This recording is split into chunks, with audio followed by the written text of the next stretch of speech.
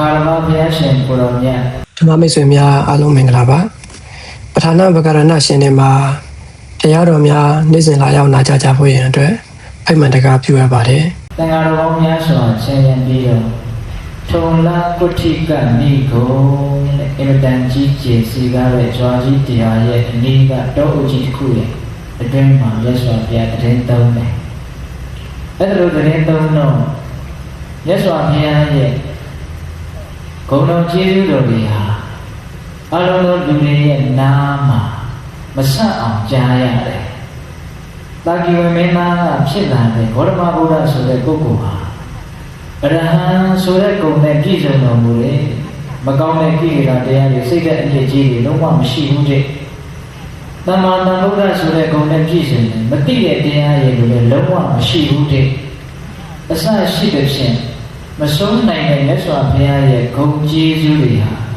Lujarema, Pian. Editor Tona Kotika Nigoma, she, the Garama Bangula Ronoga, Neswa Piazzi, way up with a Punyoja, Pia Naja. Editor Pia Naja, the Payita Tema. Editor Tona Kotika Nigoma, Imitanchana, Juan, the TG, the Urido, Rata Bala, Sunapare. Editata Balaga, Sinya Hulane, Supan Pepo, Hola. Editata Bala, New Gonda. Yes, of Yaya Diado, Duna Jaya, Lucinda Solo. Piasin Boroneti and Diadoria, Lugo one, Gentleman Solusi. No one Tashin Shusen on Gentleman, Luimabu. Dada Haro. Jahan Abshiko, Yajubiro, Didiari, Chusen Tashin on Chisholm on Gentleman Subiro. That's what Piaria, Chiro, Sambu, Ukabiro, Piario, we have you when Biva, Doma. Eric Doma, that's what Piaga, Chitara Tabana. Big Pagi, Jiru Shenova, Quim Julia, Tatami, Dojan Jubiro, Shibu, Dajan, then Viva, Quim Julia, Mia.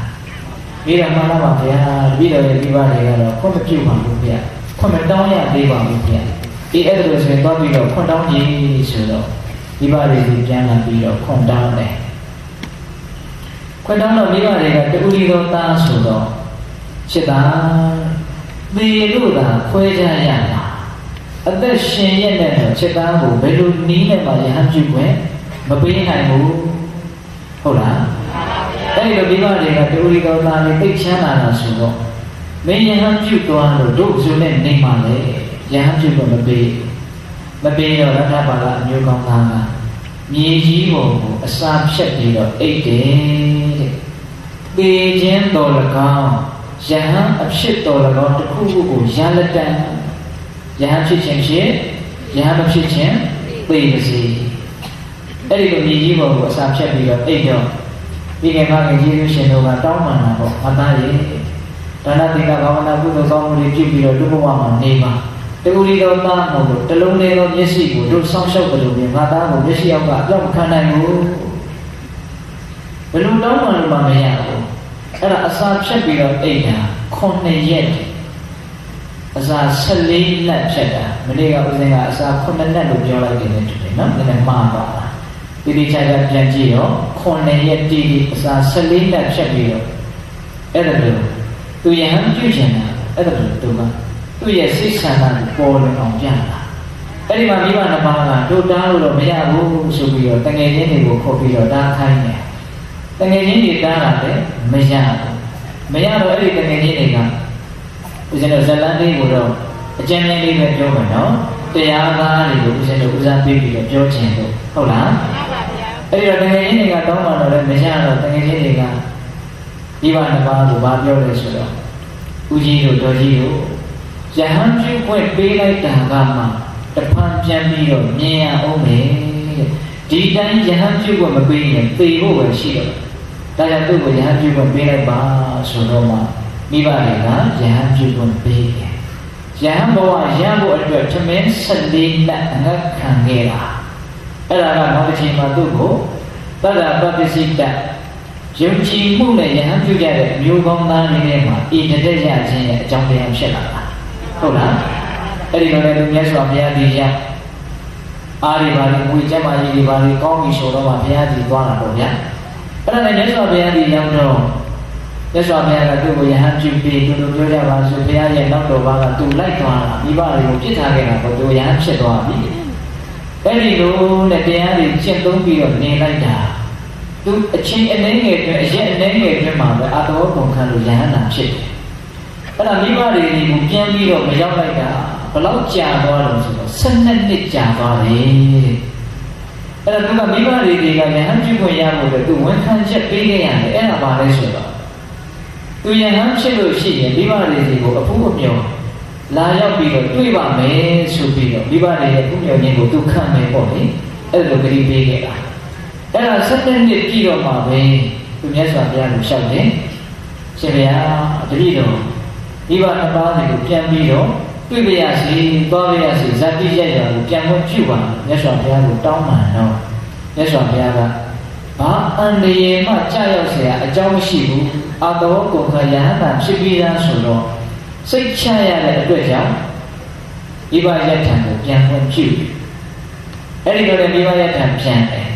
ပြန်တော့သူဘယ်မှာတည်းသုံးလို့ဆိုတော့မိဘအိမ်ကိုတန်းမတော်ဘူးကောရဗျမင်းကြီးရဲ့မိဂစီရဥယျင်ဆိုတာရှိတယ်အဲ့ဒီဥယျင်ထဲမှာတစ်ပင်တစ်ပင်အောင်မှာသူတရင်သုံးတယ်နောက်နေ့မနေ့ရောက်ပြီဆိုတော့နိုင်ငံကလေးတွေတတိကလေးလွင်ပြီးတော့ဆုံးခံကြွတယ်ဘယ်ကြွလဲဆိုတော့မိဘတို့ရဲ့အိမ်ကိုကြွတာအဲ့ဒီကိုကြွသွားတော့သူ့ရဲ့ဖခင်ကြီးဖြစ်တဲ့တထေးကြီးကတကားမုတ်ခုနှစ်မုတ်အုတ်တိုင်းခုနှစ်ထက်ရဲ့အလဲအုတ်တိုင်းထဲမှာကလထန်ကြီးပေါ်မှာထိုင်ပြီးတော့စပင်ကိုပွားရချပြီးတော့ဆက်တာလေရဲ့ခေါင်းဖြီးခြင်းကိုသူခန်းနေတာဟုတ်လားဒီအဲ့ဒီတည်းထိရှင်ရတ္တဘာသာကတပိကလေးလွယ်ပြီးတော့ညက်တော်လေးချပြီးတော့ဆွမ်းခံတာအဲ့ဒါကိုမြင်တော့ဒကာကြီးကသူ့သားမသိပွဲနေတာလည်း12နှစ်ရှိပြီအဲ့ဒီတော့သူ့စိတ်ထဲကစိတ်နာနေတာယဟန်နေငါရဲ့တကူရီသောသားလေးကိုဘုတို့ရဲ့ရင်ဝင်ထဲကနေဒီယဟန်လေးဆွဲထုတ်သွားတာဘယ်လိုမှမကျင်တတ်နိုင်အဲ့ဒါနဲ့ဘာပြောလဲဆိုတော့ဟောဒီဦးကြီးရုပ်တွေကဘာများနောက်ထပ်တို့တွေကရမ်းချင်နေလို့လာနေတာပဲဘုတို့ရဲ့တကူရီသောသားလေးကိုသင်လိုပဲဆွဲခေါ်သွားတာလည်းမဟုတ်လားမကြည်မနဲ့နဲ့အဲ့ဒါလို့ဆေးကြီးတဲ့စကားရေးရွတ်တဲ့စကားကိုပြောတာအဲ့ဒီကိုပြောတော့ဆရထမာလာကဆွမ်းမြရမလားလို့ဆိုပြီးခင်ဖခင်ရဲ့အိမ်ကိုလာတာဆွမ်းမရပဲနဲ့အဆေးလေးခံရအဲ့ဒါလည်းသူပြန်ပြီးတော့လှည့်ထွက်သွားဖခင်ကြီးကလည်းသူသားမသိအဲ့ဒါနဲ့ခဏနဲ့ရောက်တော့အဲ့ဒီအိမ်ကြီးပေါ်ကနေပြီးတော့ကျော်မတရဗဒ္ဓပါဠိတို့ရဲ့အမျိုးလိုနေခဲ့တဲ့အိမ်မှာခိုင်းစီတဲ့ကျော်မကြီးတယောက်ကတိုးနေတဲ့မယောမုတ်အတိုးတွေစားလို့မဖြစ်တော့တဲ့မယောမုတ်အတိုးတွေကိုမြို့ပြင်ဘက်ကအမိုက်ပုံမှာသွားပြီးတော့တွန်မယ်ဆိုပြီးတော့အဲ့ဒီမယောမုတ်တိုးတွေကိုခွက်တစ်ခုထဲမှာထည့်ပြီးတော့သူကလည်းပြင်ဘက်ထွက်လာတော့အဲ့ဒီရှင်ရထပါဠိနဲ့တန်းတွေ့တာတွေ့တဲ့အခါကျတော့ရှင်ရထပါဠိအမီးရဲ့အဲ့ဒီမုတ်တွေကိုတွန်ပြစ်မှာဆိုလို့ရှိရင်ငါတပိတ်သေးကိုသာထည့်လိုက်ပါသုံးပြစ်မဲ့ဆွတ်ပြစ်မဲ့အရာတွေကိုအလှခံကောင်းတယ်ဟုတ်လားဒါကြောင့်နှုတ်ပြပြီးတော့သုံးပြစ်မှာဆိုလို့ရှိရင်ငါတပိတ်သေးကိုထည့်လိုက်ပါအဲ့ဒါနဲ့အဲ့ဒီကမာကြီးကလည်းအဲ့ဒီမုံတိုးတွေကိုအရှင်မြတ်ရဲ့တပိတ်သေးကိုလောင်းထည့်တော့လောင်းထည့်ရင်လည်းလက်တွေခြေထောက်တွေမျက်နှာတွေကိုတိတိကျကျကြည့်လို့မတို့ရဲ့အရှင်သားလေးပါလားမှတ်မိသွားတာအဲ့ဒီမှာသူဥယာမယပြန်ပြေးတယ်အိမ်ကိုပြန်ပြေးပြီးတော့တတိကတော်ကြီးကိုအကြောင်းကြားတယ်အရှင်သခင်ပါရထပါဠအမျိုးကောင်းသားသင်တို့အမြဲတမ်းတောင်းတနေတဲ့ရထပါဠအမျိုးကောင်းသားပြန်ရောက်နေပြီအဲ့ဒီတော့ဓမ္မကြီးကလည်းနင်ပြောတဲ့တကတကယ်မှန်မယ်ဆိုလို့ရှိနင်ကိုကြုံဖြစ်ကမှလွတ်လပ်ခွင့်ပေးမယ်ဟုတ်လားအဲ့ဒါနဲ့ဓမ္မကြီးကလည်းရည်ကြီးသုံးပြပဲကောင်းကြီးနေတဲ့ဒကာကြီးတွေကိုလာပြီးတော့အရှင်သိပါအခုရထပါဠအမျိုးကောင်းသားကဒီမျိုးလေးကိုရောက်နေတယ်ဟာဟုတ်လားဆိုပြီးတော့အဲ့ဒီမှာဒီနေ့ခင်မောနှစ်ယောက်တထေးကြီးနေမရတခါတည်းကျော်မကြီးကိုရှေ့ကထပ်ပြီးတော့ဘယ်မှာတွေ့ခဲ့တာလဲဆိုပြီးတော့လိုက်ကြတာလိုက်တော့ရထပါဠအမျိုးကောင်းသားကအဲ့ဒီခါကရဟန်းနေဆွမ်းစားဖို့ခိတ္တသတင်းသုံးဖို့မြို့စုံမြို့ပြားမှာစောက်ကြတဲ့ခုခေတ်လို့ဆိုတော့ဇရက်တို့ဟာမျိုးပေါ့နော် အဲ့ဒီဇေယျပေါ်ကနာယံကိုမှီးပြီးတော့တိုးနေတဲ့ပုတ်တွေကိုမြင်ရည်ရှက်ရည်ဖုံးပေးနေတာဟုတ်လားတိုးနေတဲ့ပုတ်တွေကိုမြင်ရည်ရှက်ရည်ဖုံးပေးနိုင်တယ်ဆိုတာယဟန္တာတွေမှာဖြစ်နိုင်တဲ့ကိစ္စသူကမတက်နေတဲ့အာယုံကိုလည်းတက်နေတဲ့အာယုံလို့သူတို့မှနှလုံးသွင်းနိုင်တယ်ဟုတ်လားသူတို့ကအာယုံတွေရဲ့အပေါ်မှာလိုသလိုသူတို့ရဲ့စိတ်ကိုနိုင်နေတယ်ဟုတ်လားဒါကြောင့်ဦးဇင်းတို့ရှင်မာကတ္တမကြီးဆုံးခံကြတော့ကိုပြက်နေတဲ့ကုဋ္ဌလူလာတဲ့တယောက်ကဆွမ်းတော့လက်ကလေးကအနာကနေပြက်ကြပြီးတော့ဒီထဲကိုကျတော့တာကြားဦးတယ်မလားဒီအဲ့ဒီလက်ပြက်ကလေးကိုဖဲဖဲပြီးတော့ဆွမ်းဖို့ပေးနေတယ်ဗျာပုရုဇဉ်တွေဆိုရင်တော့ဥရိအသေးတွေတော့မှထွက်လာမလားမသိဘူးရုံလို့အန်ကြမှာခုလည်းပဲရှင်ရထပါလားပုံသုံးတွေကိုမြင်ရရှိရဖို့ပေးနေတာအဲ့ဒါကိုကြည့်ပြီးတော့တတိကြီးကရင်ထုမလားသူ့သားနော်အဲ့ဒါလည်းသူကအပြစ်တင်ရထပါလားနဲ့မှာအိမ်ရှိပါလေခင်ဗျအိမ်ကိုလာပါတော့လားအဲ့ဒီလိုပြောတော့ရထပါလားဒါပတိတဲ့တကားကြီးငါတို့ယဟန်တွေဆိုတာအိမ်မရှိဘူးတဲ့ဒီစကားလေးလည်းမှတ်เสียရပေါ့ဗျာဟုတ်လားယဟန်တွေဆိုတာအိမ်မရှိဘူးတဲ့အိမ်မရှိတဲ့လူမျိုးတွေဟုတ်လားအိမ်ကိုလာပါတော့လားအဲ့ဒီလိုပြောတော့ရထပါလားဒါပတိတဲ့တကားကြီးငါတို့ယဟန်တွေဆိုတာအိမ်မရှိဘူးတဲ့ဒီစကားလေးလည်းမှတ်เสียရပေါ့ဗျာဟုတ်လားယဟန်တွေဆိုတာအိမ်မရှိဘူးတဲ့အိမ်မရှိတဲ့လူမျိုးတွေဟုတ်လားအေးအိမ်မရှိတဲ့လူမျိုးတွေအဲ့ဒီတော့ရထပါလာကပြန်ပြောတော့ဒီငါတို့အိမ်ဟာတဲ့အိမ်ပဲဟုတ်လားလာခဲ့ပါလေတဲ့ငါလာခဲ့ပါတော့ကိုဆုံးခံငါကြွလာတော့ငါဆုံးမရပဲနဲ့အစဲပဲခံခဲ့ရအဲ့ဒီတော့မှတခါကြီးကသူပြောလိုက်တဲ့ယဟန်ကသူသားကသူသိတော့မှရထပါလာအမျိုးကောင်းသားငါမသိလို့ပြောမိတာအဲ့တော့ဒီနေ့ဒါတွေကိုဆက်ပြီးတော့မစားပါတော့နဲ့အိမ်ကိုဆွမ်းစားဖို့အတွက်လိုက်ခဲ့ပါကြောက်ခဲ့ပါဒီနေ့အတွက်ဆွမ်းစားခြင်းကိစ္စပြီးပြီတဲ့ပြည့်စုံသွားတယ်အဲ့ဒီလိုပြောတော့အဲ့ဒီလိုဆိုလို့ရှိရင်မနေ့ဖြန်အတွက်ငါအိမ်ကိုဆွမ်းစားကြောက်ပါတေးကြီးကပဲ့နေတာနော်အဲ့ဒီလိုပဲတော့ကောင်းပြီဆိုပြီးတော့အခုလိုက်တော့အဲ့တော့ဆုံးဖို့ပေးပြီးတော့သူကပြည်စီလာဥယျာဉ်နဲ့ပြန်ကြွပြီးတော့တစ်ပင်အောက်မှာလည်းသူတရင်တုံးတယ်အဲ့ဒါနောက်နေ့စဉ်းစားနေကြပြီဆိုတော့တတိကလေးတွေတင်ကားလေးယူပြီးတော့ကြွလာတယ်အိမ်မှာအားလုံးအရန်နဲ့ပြင်ထားတယ်ဘာတွေအရန်နဲ့ပြင်ထားလဲဆိုတော့ရွှေတွေငွေတွေကိုလွတ်တရက်လောက်ပုံထားတာတကားကြီးကပုံပြီးတော့အဲ့ဒါတွေကိုဖြာရင်းနဲ့အုပ်ထားတာအုပ်ထားပြီးတော့ရထပါလာအမျိုးကောင်းသားရဲ့မယားဟောင်း၄ယောက်ရှိတယ်အဲ့ဒီမယားဟောင်း၄ယောက်ကိုလည်းဒီအရှင်းသားငကိုယ်လုံးကကြိုက်တတ်တဲ့အယောင်အဆင်းဟုတ်လားအဝတ်အစားအဲ့ဒါတွေနဲ့အကုန်လုံးပြင်ဆင်ထားခိုင်းတယ်တခါကြီးကပြီးတော့မလုပ်ထားလဲဆိုတော့အိမ်တကားပေါက်တိုင်းတကားပေါက်တိုင်းအိမ်အပေါ်မှာတက်တဲ့တကားပေါက်တိုင်းတကားပေါက်တိုင်းမှာအားကောင်းကောင်းတန်လက်ဝိသမားတွေအကုန်ချထားတာအိမ်ပေါ်ကိုသားရောက်ပြီဆိုရင်အတင်းအဓမ္မဆွဲချုပ်အတင်းအဓမ္မဆွဲမချုပ်သေးခင်မှာအနုကြီးနဲ့သူကဖြားရအောင်ပါတတိကြီးကတော့သူ့သားကိုလက်လွတ်အဆုံးမခံနိုင်ဘူးသူကလည်းတဖငယ်ရဲ့မြစ်တာနဲ့သူကောင်းဝယ်ချင်တာသူလှုပ်ရှားတာတော့နော်သူကတော့လူဝဲလဲမှာကောင်းဝယ်ချင်လို့သားကိုလူဝဲလဲစီချင်တာနေမှာပေါ့အဲ့ဒါနဲ့အကုန်လုံးသူကပြင်ဆင်ထားတာအဲ့ဒါကဘာလာမျိုးကောင်းသားကအိန္ဒိယရဟာပဲအိမ်မော်ကိုတက်လာတာအိမ်မော်လဲရောက်ပြီဆိုတော့ဆုံးမကတ်သေးလို့ရအုပ်ထားတဲ့ဖြာတွေကိုအရင်လှပ်ပြန်ချက်သားတဲ့ဒါမင်းရဲ့အမေဘက်ကပါတဲ့မင်းအဖိုးတွေကတနခါကိုပန်းကိုပေးလိုက်တာတော့ရှိသေးတယ်ဘိုးတွေဘေးတွေဘက်ကပိုင်တဲ့ပစ္စည်းတွေဆိုတာမရည်မတွက်နိုင်အောင်ရှိအဲ့ဒါတူရီကငါသားလေးရဲ့ပစ္စည်းတွေဒါကြောင့်မလို့ငါသားလူဝဲလေးပြီးတော့ဒါနတိကဖြစ်ပြီးတော့ဖေလို့နဲ့ပြောပြောကြီးနေပါလို့သားကိုမလုပ်တာလေငွေနဲ့အရှင်ပြ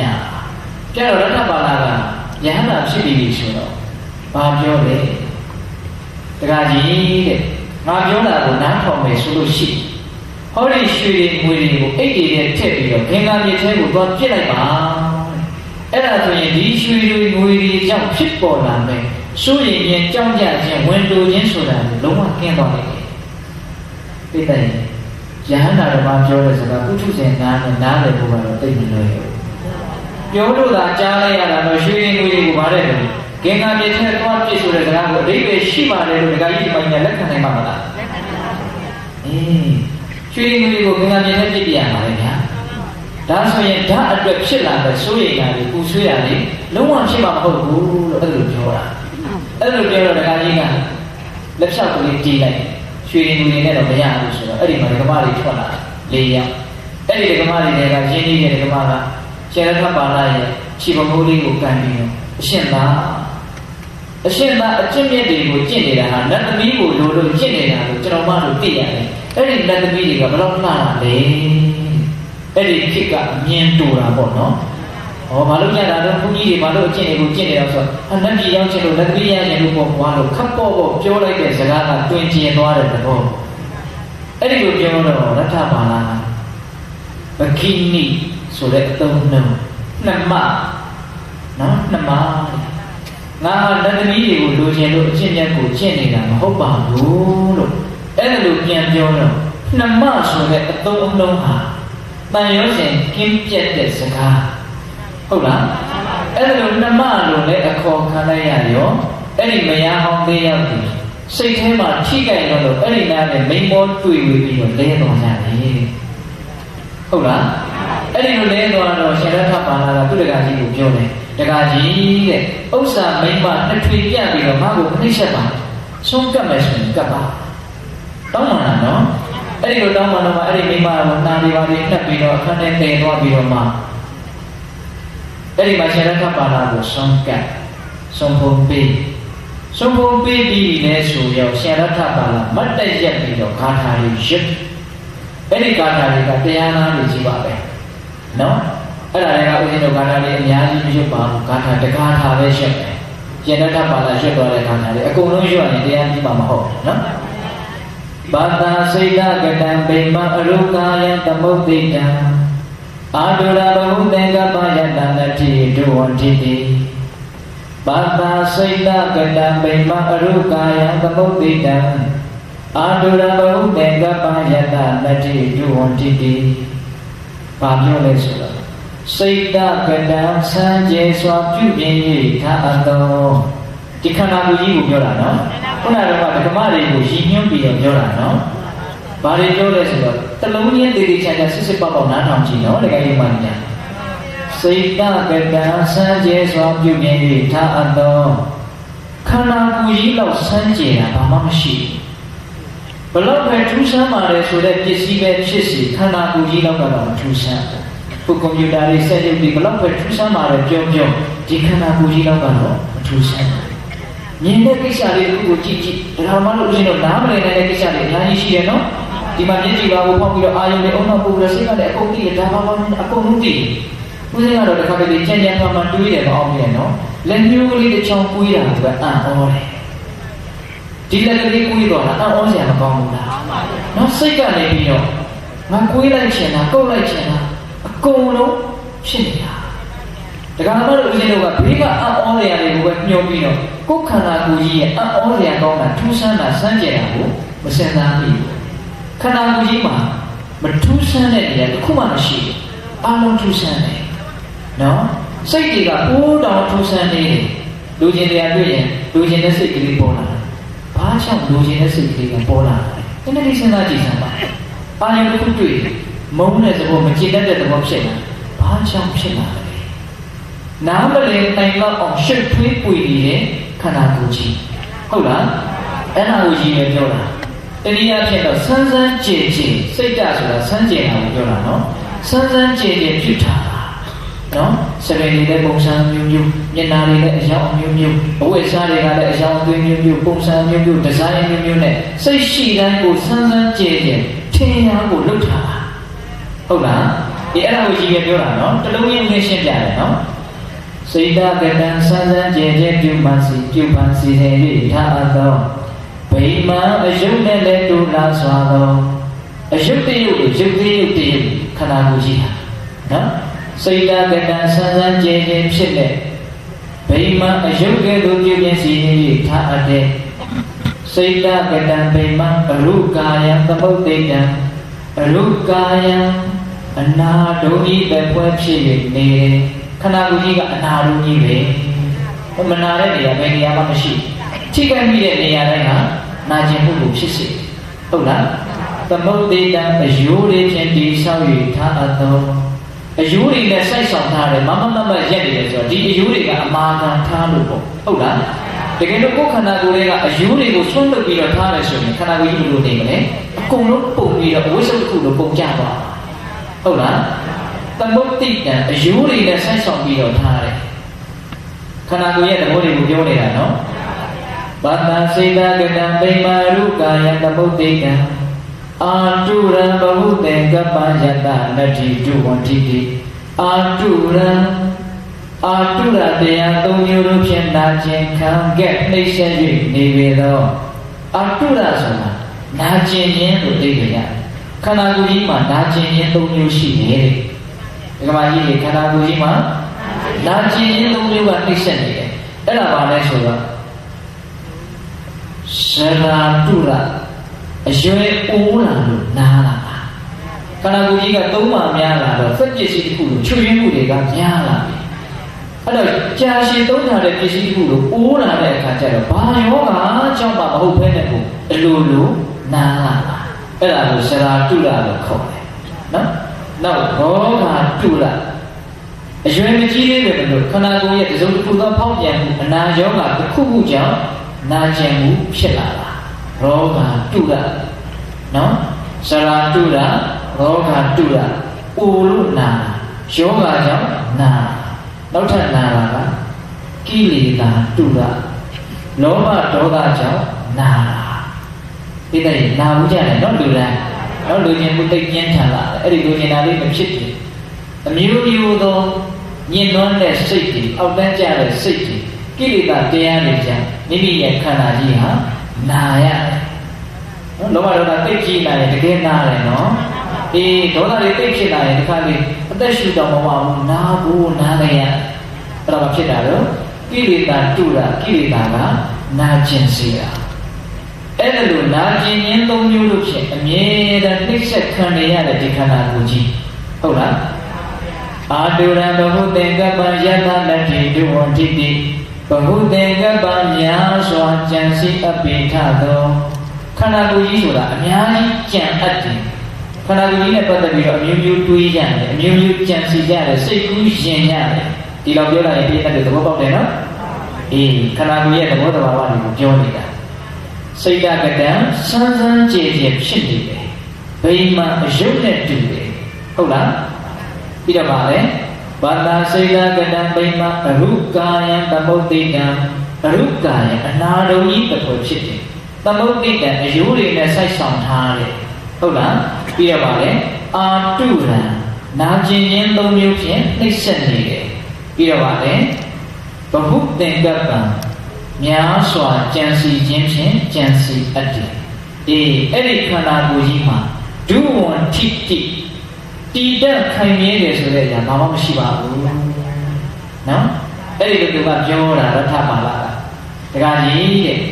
မျက်ကွင်းတွေအမျိုးမျိုးနဲ့မျက်နှာပေါ်မှာအကြောင်းမျိုးစုံခြေထားပြီးတော့ခြေထောက်မှာလည်းပဲအကြောင်းမျိုးစုံခြေထားတဲ့ဒီခြေထောက်တွေဒီမျက်နှာတွေဟာလူမိုက်တွေကိုပဲတွေ့ဝေစီတာတန်လျာကြီးကတော့တစ်ဖက်ကန်းကိုရှာမိနေကြတဲ့ပညာရှိတွေကိုမတွေ့ဝေစီဘူးအဲ့ဒါလိုပြောတာတော့သူကဟုတ်လားဒီမျက်ခွက်တွေဒီခြေထောက်ဒီပုံသဏ္ဍာန်တွေဟာလူမိုက်တွေကိုသာနဲ့တွေ့ဝေစီတာဒီစကားလေးကိုဦးစင်းကသိကြိုက်တာပဲနော်ဒီခြေထောက်ကလေးမျိုးမျိုးပြန်လာတော့လှလိုက်တာထင်ရတယ်အဲ့ဒီမှညာဒီခြေထောက်တွေဒီမျက်ခွက်တွေအကုန်လုံးပေါင်းပြီးတော့စိတ်ကရောချလို့လှတဲ့ချိန်ဆိုကြပါစို့ခြေထောက်ကလေးကိုကြည့်နေစမ်းပါဟုတ်တယ်လှလိုက်တာခြေလေးလေးတွေဆိုးတာပြည်ပြီးဖောင်းဖောင်းပြီးလှလိုက်ဒီဒီချာချာကြည့်ရင်းနဲ့အဲ့ဒီခြေထောက်ကအပေါ်ပိုင်းမပါဘူးခြေထောက်ကြီးကပြက်နေတယ်ခြေပြက်ကြီးနဲ့ချောင်းဆိုရင်လှအောင်မလားဒီခြေထောက်ပဲနော်ဒီခြေထောက်ကြီးပြက်နေတယ်ဆိုရင်လှအောင်မလားကဲမျက်နှာကလေးလှလိုက်တာတအားကိုလှတာပဲပြောပြနိုင်အောင်လှတယ်ဒါပေမဲ့လေလင်းကစားအောက်မှာမပါတော့ဘူးဒီရက်ခွက်ကြီးကြီးရဆိုလှနေတာကြောက်ပြီးတော့လန့်ပြီးတော့အသက်တောင်ထွက်သွားနိုင်တယ်အဲ့ဒီရက်ခွက်ကြီးကြီးရမြင်ရတယ်စိတ်ရဲ့သဘောဘလို့နှဲ့သားကလေးဆိုတာကိုဦးစင်းကပြောချင်တာဟင်ဒါကြောင့်ဒီကိစ္စမှာတရားကိုစဉ်းစားနားထောင်နော်ဒီမျက်ခွက်တွေဒီခြေထောက်တွေဒီလက်ကလေးတွေကပဲတွေးဆောင်ချရနေတာဒါပေမဲ့ခြေထောက်ကြီးလှတာလားလက်ကြီးလှတာလားမျက်နှာကြီးလှတာလားဒီအားလုံးရှုပ်ပြီးတော့ပေါင်းလိုက်တော့ချက်ချက်လေးသွားတာ ဟုတ်လားတခုချင်းဆိုရင်ကတော့တော်တော်ကိုဆက်ဆုပ်စရာကောင်းပြီးတော့ကြည်တောင်ကြည်ကျင်စရာမရှိတချို့ကြည်တောင်ကြည်ရဲဘူးခေါင်းဖြတ်ကြည့်ဆိုကြည်ရဲမလားကြည်ရဲပါဘူးစိတ်ရဲ့အံ့ဩစရာကောင်းပုံကလေးတွေပြောနေတာဟုတ်လားအေးဒါကြောင့်အရှင်မြတ်ကအဲ့ဒါကိုရည်ရွယ်ပြောတာဒီမျက်ခွက်တွေဒီလက်တွေဒီခြေတွေကလူမိုက်တွေကိုပဲတွေးဝေစေတာတန်လျာတစ်ခါကန်းကိုရှာမိတဲ့ပုဂ္ဂိုလ်တွေဘာတွေးဝေဖို့မှဖြစ်မှာမဟုတ်အဲ့ဒီမှာသူကကုံကုံပြောလိုက်တယ်သူဒကာကြီးတဲ့တန်းလို့ဆိုးပါသမင်ကိုရကျင်ကိုကြော်ကွင်းကိုထောင်ထားတယ်အစာပြပြီးတော့အဲ့ဒီကမှာသားသမင်ကရောက်လာပြီးတော့ကြော်ကွင်းကိုမထီပဲနဲ့အစာကိုပဲရွေးပြီးတော့စားသွားတယ်အဲ့ဒါလိုစားပြီးတော့သွားလိုက်တော့ပုတ်ဆိုးဟာငေးပြီးတော့ကြည်နေရတယ်ဒါဘာလို့ဆိုလို့လဲဆိုတော့ပြည့်တဲ့လူသိတယ်နော်အေးအဲ့ဒီလိုပြောပြီးတော့အရှင်မြတ်ကအိမ်ခေါင်မိုးကိုဖောက်ပြီးတော့ကောင်းကင်ကနေထွက်သွားတာသူလေကားလျှောက်ရှင်းလို့မဖြစ်ဘူးရှင်းလာလို့ရှိရင်သူ့ကိုဝိုင်းဝန်းပြီးတော့အနိုင်ကျင့်ပြီးတော့သင်္ကန်းလဲပြတဲ့လူတွေကရှိနေတာဟုတ်လားအဲ့ဒီမှာတရားကြီးဟာတန်းမှုတ်ဆိုးပမာသားရဲ့အရေးအရာကိုတော့မတွေ့ရတော့အဲ့ဒီမှာဘယ်ကြွသွားတော့ဆိုတော့မိဂစီကဥယျာဉ်ကိုကြွသွားတာဦးဇင်းတို့ကဇလန်းလေးကတော့အကျဉ်းချင်းတော့ပြောမှာနော်ဟောလူရင်တရားကအခုချိန်ထိကိုမရောက်သေးဘူးဦးဇင်းဟောတာကနိုင်ရွယ်ရှိတယ်ဒီကမာကြီးဒါပေမဲ့ပြောခဲ့တာလည်းကပတ်သားစရာလေးတွေထိုက်တော့တော့ပါပါလိမ့်မယ်နော်ဒီဦးဇင်းကတရားကိုပတ်သားစရာလေးတွေအများကြီးပါစေချင်တာဟုတ်လားဒီအဲ့တော့လူရင်းလေးတွေကိုပဲပြောမယ်အဲ့ဒါနဲ့မိဂစီကဥယျာဉ်ကိုရောက်တော့မိဂဝဥယျာဉ်မှုကတွေ့တယ်တွေ့တော့အဲ့ဒီမိဂဝဥယျာဉ်မှုကဘယ်ကြီးသွားလဲဆိုတော့ကောရယမင်းကြီးကိုသွားတယ်အရှင်မင်းညာအရှင်မင်းမြတ်အမြဲမပြတ်တောင်းတချီးမွမ်းနေတဲ့ရထပါဠအမျိုးကောင်းသားဥယျာဉ်ထဲမှာရောက်နေပြီဘင်းကြီးကတိတ်တွေ့နေတာဒီအမျိုးကောင်းသားပေါ့အဲ့ဒါနဲ့ဘင်းကြီးကအေးအဲ့လိုဆိုရင်တို့ဒီနေ့ဥယျာဉ်ပြောဝဲစားမထွက်တော့ဘူးတဲ့အဲ့ဒါလို့ဆိုရင်အရှင်မြတ်ကိုပဲဖူးမြော်ပဲဆိုပြီးတော့အချင်းရည်တွေများစွာချင်းရပြီးတော့အရှင်မြတ်ရှိတဲ့နေရာကိုချင်းကပ်တူတူပဲပြောတယ်နော်အေးအရှင်မြတ်ရှိရောက်တော့ရှိခိုးကိုချအလဘတနာဘစကားပြောပြီးတော့အရှင်မြတ်ရဲ့ကိလေသာကင်းတော်မူတဲ့ဖြင့်ကြည်လင်တန်ရှင်းတဲ့ယူပကာရတော်ကိုဖူးမြော်တယ်အဲ့ဒီလိုဖူးမြော်ရင်းနဲ့မင်းကြီးရဲ့စိတ်ထဲမှာအတွေးတွေစိတ်ကူးတွေပေါ်လာတာဘာပေါ်လာလဲဆိုတော့ကြည်စံအရွယ်ကလည်းတကယ့်ငယ်ငယ်ပဲရှိသေးတာစီစဉ်ဥစ္စာကလည်းပြည်စုံတယ်ကျမ်းမာရေးလည်းကောင်းတယ်အတိုင်းဝိုင်းလည်းပြည်စုံတယ်ဒါနဲ့ဉာဏ်တာဘာတွေကိုရချင်လို့ဘာတွေကောင်းလို့အဲ့ဒီကောင်းပြီဆိုတာကိုစွန့်ပြီးတော့ဒီယဟန်ဘဝဆိုတာကိုရယူတာပဲဒါလေးတွေ့ရတော့ဘင်းကြီးကအဲ့ဒီမှာဘင်းကြီးကရတ္တပါဠပရိနိဗ္ဗာန်ကိုရှောက်တယ်မရှောက်တယ်ဆိုတော့အရှင်ဘုရားတဲ့လောကမှာပါရိစုံညလို့ခေါ်တဲ့ပျက်စီးခြင်း၄မျိုးရှိပါတယ်တဲ့ဒီနေ့ပျက်စီးခြင်းဘယ်နှမျိုးလဲအဲ့ဒီပါဠိစုံညလို့ခေါ်တဲ့ပျက်စီးခြင်း၄မျိုးနဲ့တွေ့လို့များသောအားဖြင့်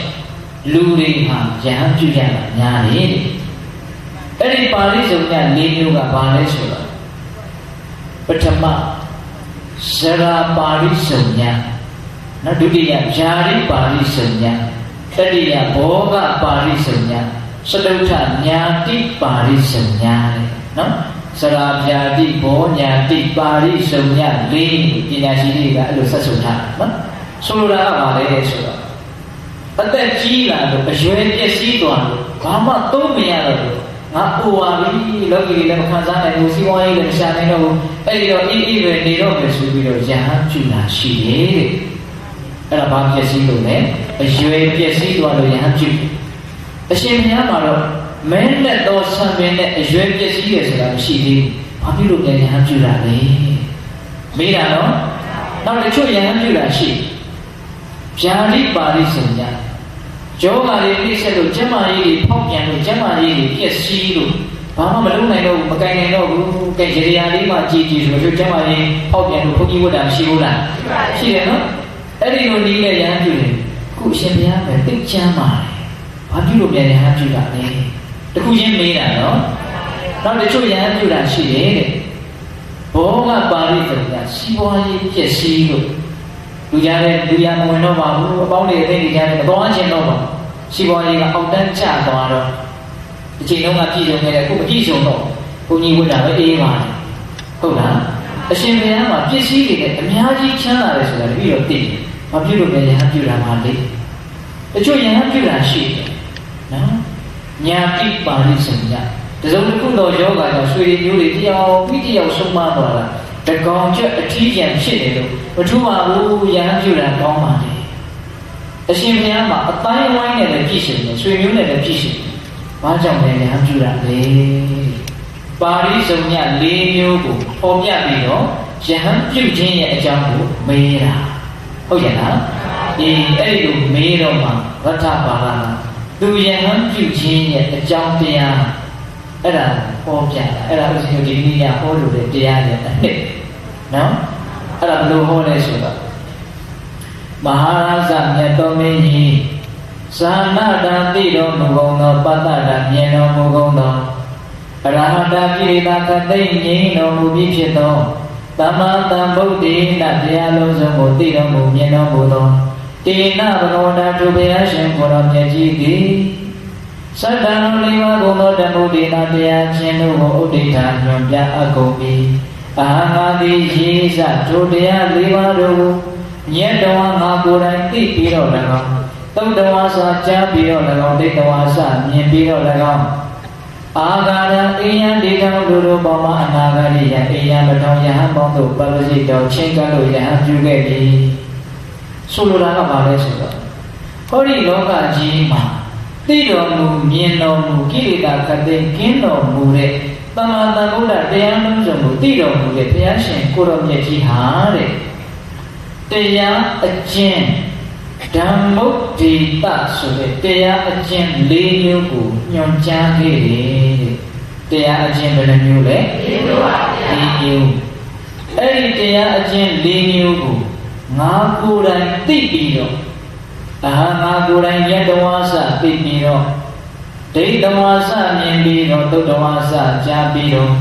ငါကိုယ်တိုင်အဲ့ဒါငါကိုယ်တိုင်သိလဲသိတယ်မြင်လဲမြင်တယ်ကြားလဲကြားတယ်အဲ့ဒါကြောင့်မို့လို့ငါယဟန်အဖြစ်ကိုအရရှိခဲ့တာဘေးတရား၄မျိုးကိုနာကြားရလို့လေဓမ္မုဒ္ဒေတာတရားအချင်း၄မျိုးဦးဇင်းတို့ငယ်ငယ်တုန်းကပြောခဲ့ဘူးလေလောကတဘာဝ၄မျိုးလို့ပြောခဲ့ဘူးလေလောကကြီးရဲ့သဘောတဘာဝဖြစ်ရုပ်ဖြစ်စဉ်၄မျိုးပေါ့ဟုတ်လားဒီအဲ့ဒီ၄မျိုးကိုဘေးတပေါင်းတော်ကောင်းတို့မှတ်သားကြရမယ်ဒီတရားကိုဦးဇင်းတို့ဘုန်းတော်ကြီးတော်တော်များများဆရာတော်ကြီးများအမြဲတမ်းဟောပါတယ်တရားနာတဲ့ရှင်းနေတဲ့ဒကာကြီးကမာကြီးများများသောအဖြစ်ကြားမှုပြီးသားဖြစ်ပါလိမ့်မယ်။သို့တော့အင်မတန်အနှစ်နဲ့ပြည့်စုံတယ်။လောကကြီးရဲ့တဘာဝလောကကြီးရဲ့အနေအထားကိုထင်ရှားပေါ်နေစွာထင်ဟပ်ပြီးတော့ပြနိုင်တယ်လို့လည်းဦးဇင်းတို့ထင်တယ်။ဒါကြောင့်ဒီအနှစ်သာရတရား၄မျိုးကိုဒကာကြီးကမာကြီးမှတ်မိအောင်နာယူရမယ်နော်။ဓမ္မုဒ္ဒေက၄မျိုးတဲ့နံပါတ်1ဥပါနေယတိလောကောအတ္တဝတိမဟာရာဇဇာနာတောပတ္တတောဇာနာတပတ္တတံတေနဘဂဝတံနေယတိလောကောအတ္တဝတိမဟာရာဇဇာနာတောပတ္တတောဇာနာတပတ္တတံတေနဘဂဝတံဘဂဝတံဘုန်းတော်ကြီးတော်မူသောမြတ်စွာဘုရားသည်ပထမဓမ္မုဒေသောပထမဥစွာသောဓမ္မုဒေတာကိုဥဒေသောညွှန်ကြားတော်မူခဲ့ပြီးအဲ့ဒီပထမညွှန်ကြားတဲ့ဥဒေတာဆိုတာဘာလဲဆိုတော့ဓမ္မုဒေတာဘာလဲဆိုတော့ဥပါနေယတိလောကောအတ္တဝတိလောကောလောကကြီးကိုဥပါနေယတိအိုခြင်းနာခြင်းတရားကသိခြင်းတရားကြီးကိုမရောက်ရောက်အောင်မောင်းနေနေတယ်တွန်းပို့နေတယ်အတ္တဝခိုင်မာတဲ့သူတည်တဲ့သူဆိုတာတယောက်မှမရှိနိုင်ဘူးဟောဒီလောကကြီးကိုလောကဆိုတာအဓိကအဖြစ်လူတွေကိုပြောတာပါပဲလူတယောက်မှလောကတစ်ခုပါပဲတကယ်ဆင်စစ်ကတော့လေလူတယောက်မှလောကတစ်ခုဒီနေရာမှာလောကဆိုတာတတ္တဝါတွေလို့ဆိုလိုတာဟုတ်လားအဲ့ဒီလောကကြီးကိုတဘာဝတရားကြီးကအမြဲတမ်းမောင်းနှင်နေအမြဲတမ်းတွန်းပို့နေတယ်တဏှာရာကိုရောက်အောင်တွန်းပို့နေရက်နေလို့မရဘယ်နေရာကိုရောက်အောင်တွန်းပို့တာလဲဆိုတော့ပျက်စီးခြင်းတွေကိုရောက်အောင်တွန်းပို့နေတာနော်ပူခြင်းနာခြင်းတရားက တေရင်တရားကြီးကိုမရောက်ရောက်အောင်တွန်းပို့တယ်အတုဝတည်တံ့ခံရတဲ့အရာဆိုလို့လောကမှာတခုမှမရှိဘူးအဲ့ဒါပထမဓမ္မဒိဋ္ဌဟုတ်လားဒီစင်းတို့အကျဉ်းကလေးတွေကိုအရင်ပြောမယ်ပြီးမှမင်းကြီးကိုအကျဉ်းချဲ့ပြတာကိုဆက်ပြောမှာနော်ဒီစာထဲကလာတဲ့အတိုင်းပြောရအောင်အဲ့ဒါပထမဓမ္မဒိဋ္ဌ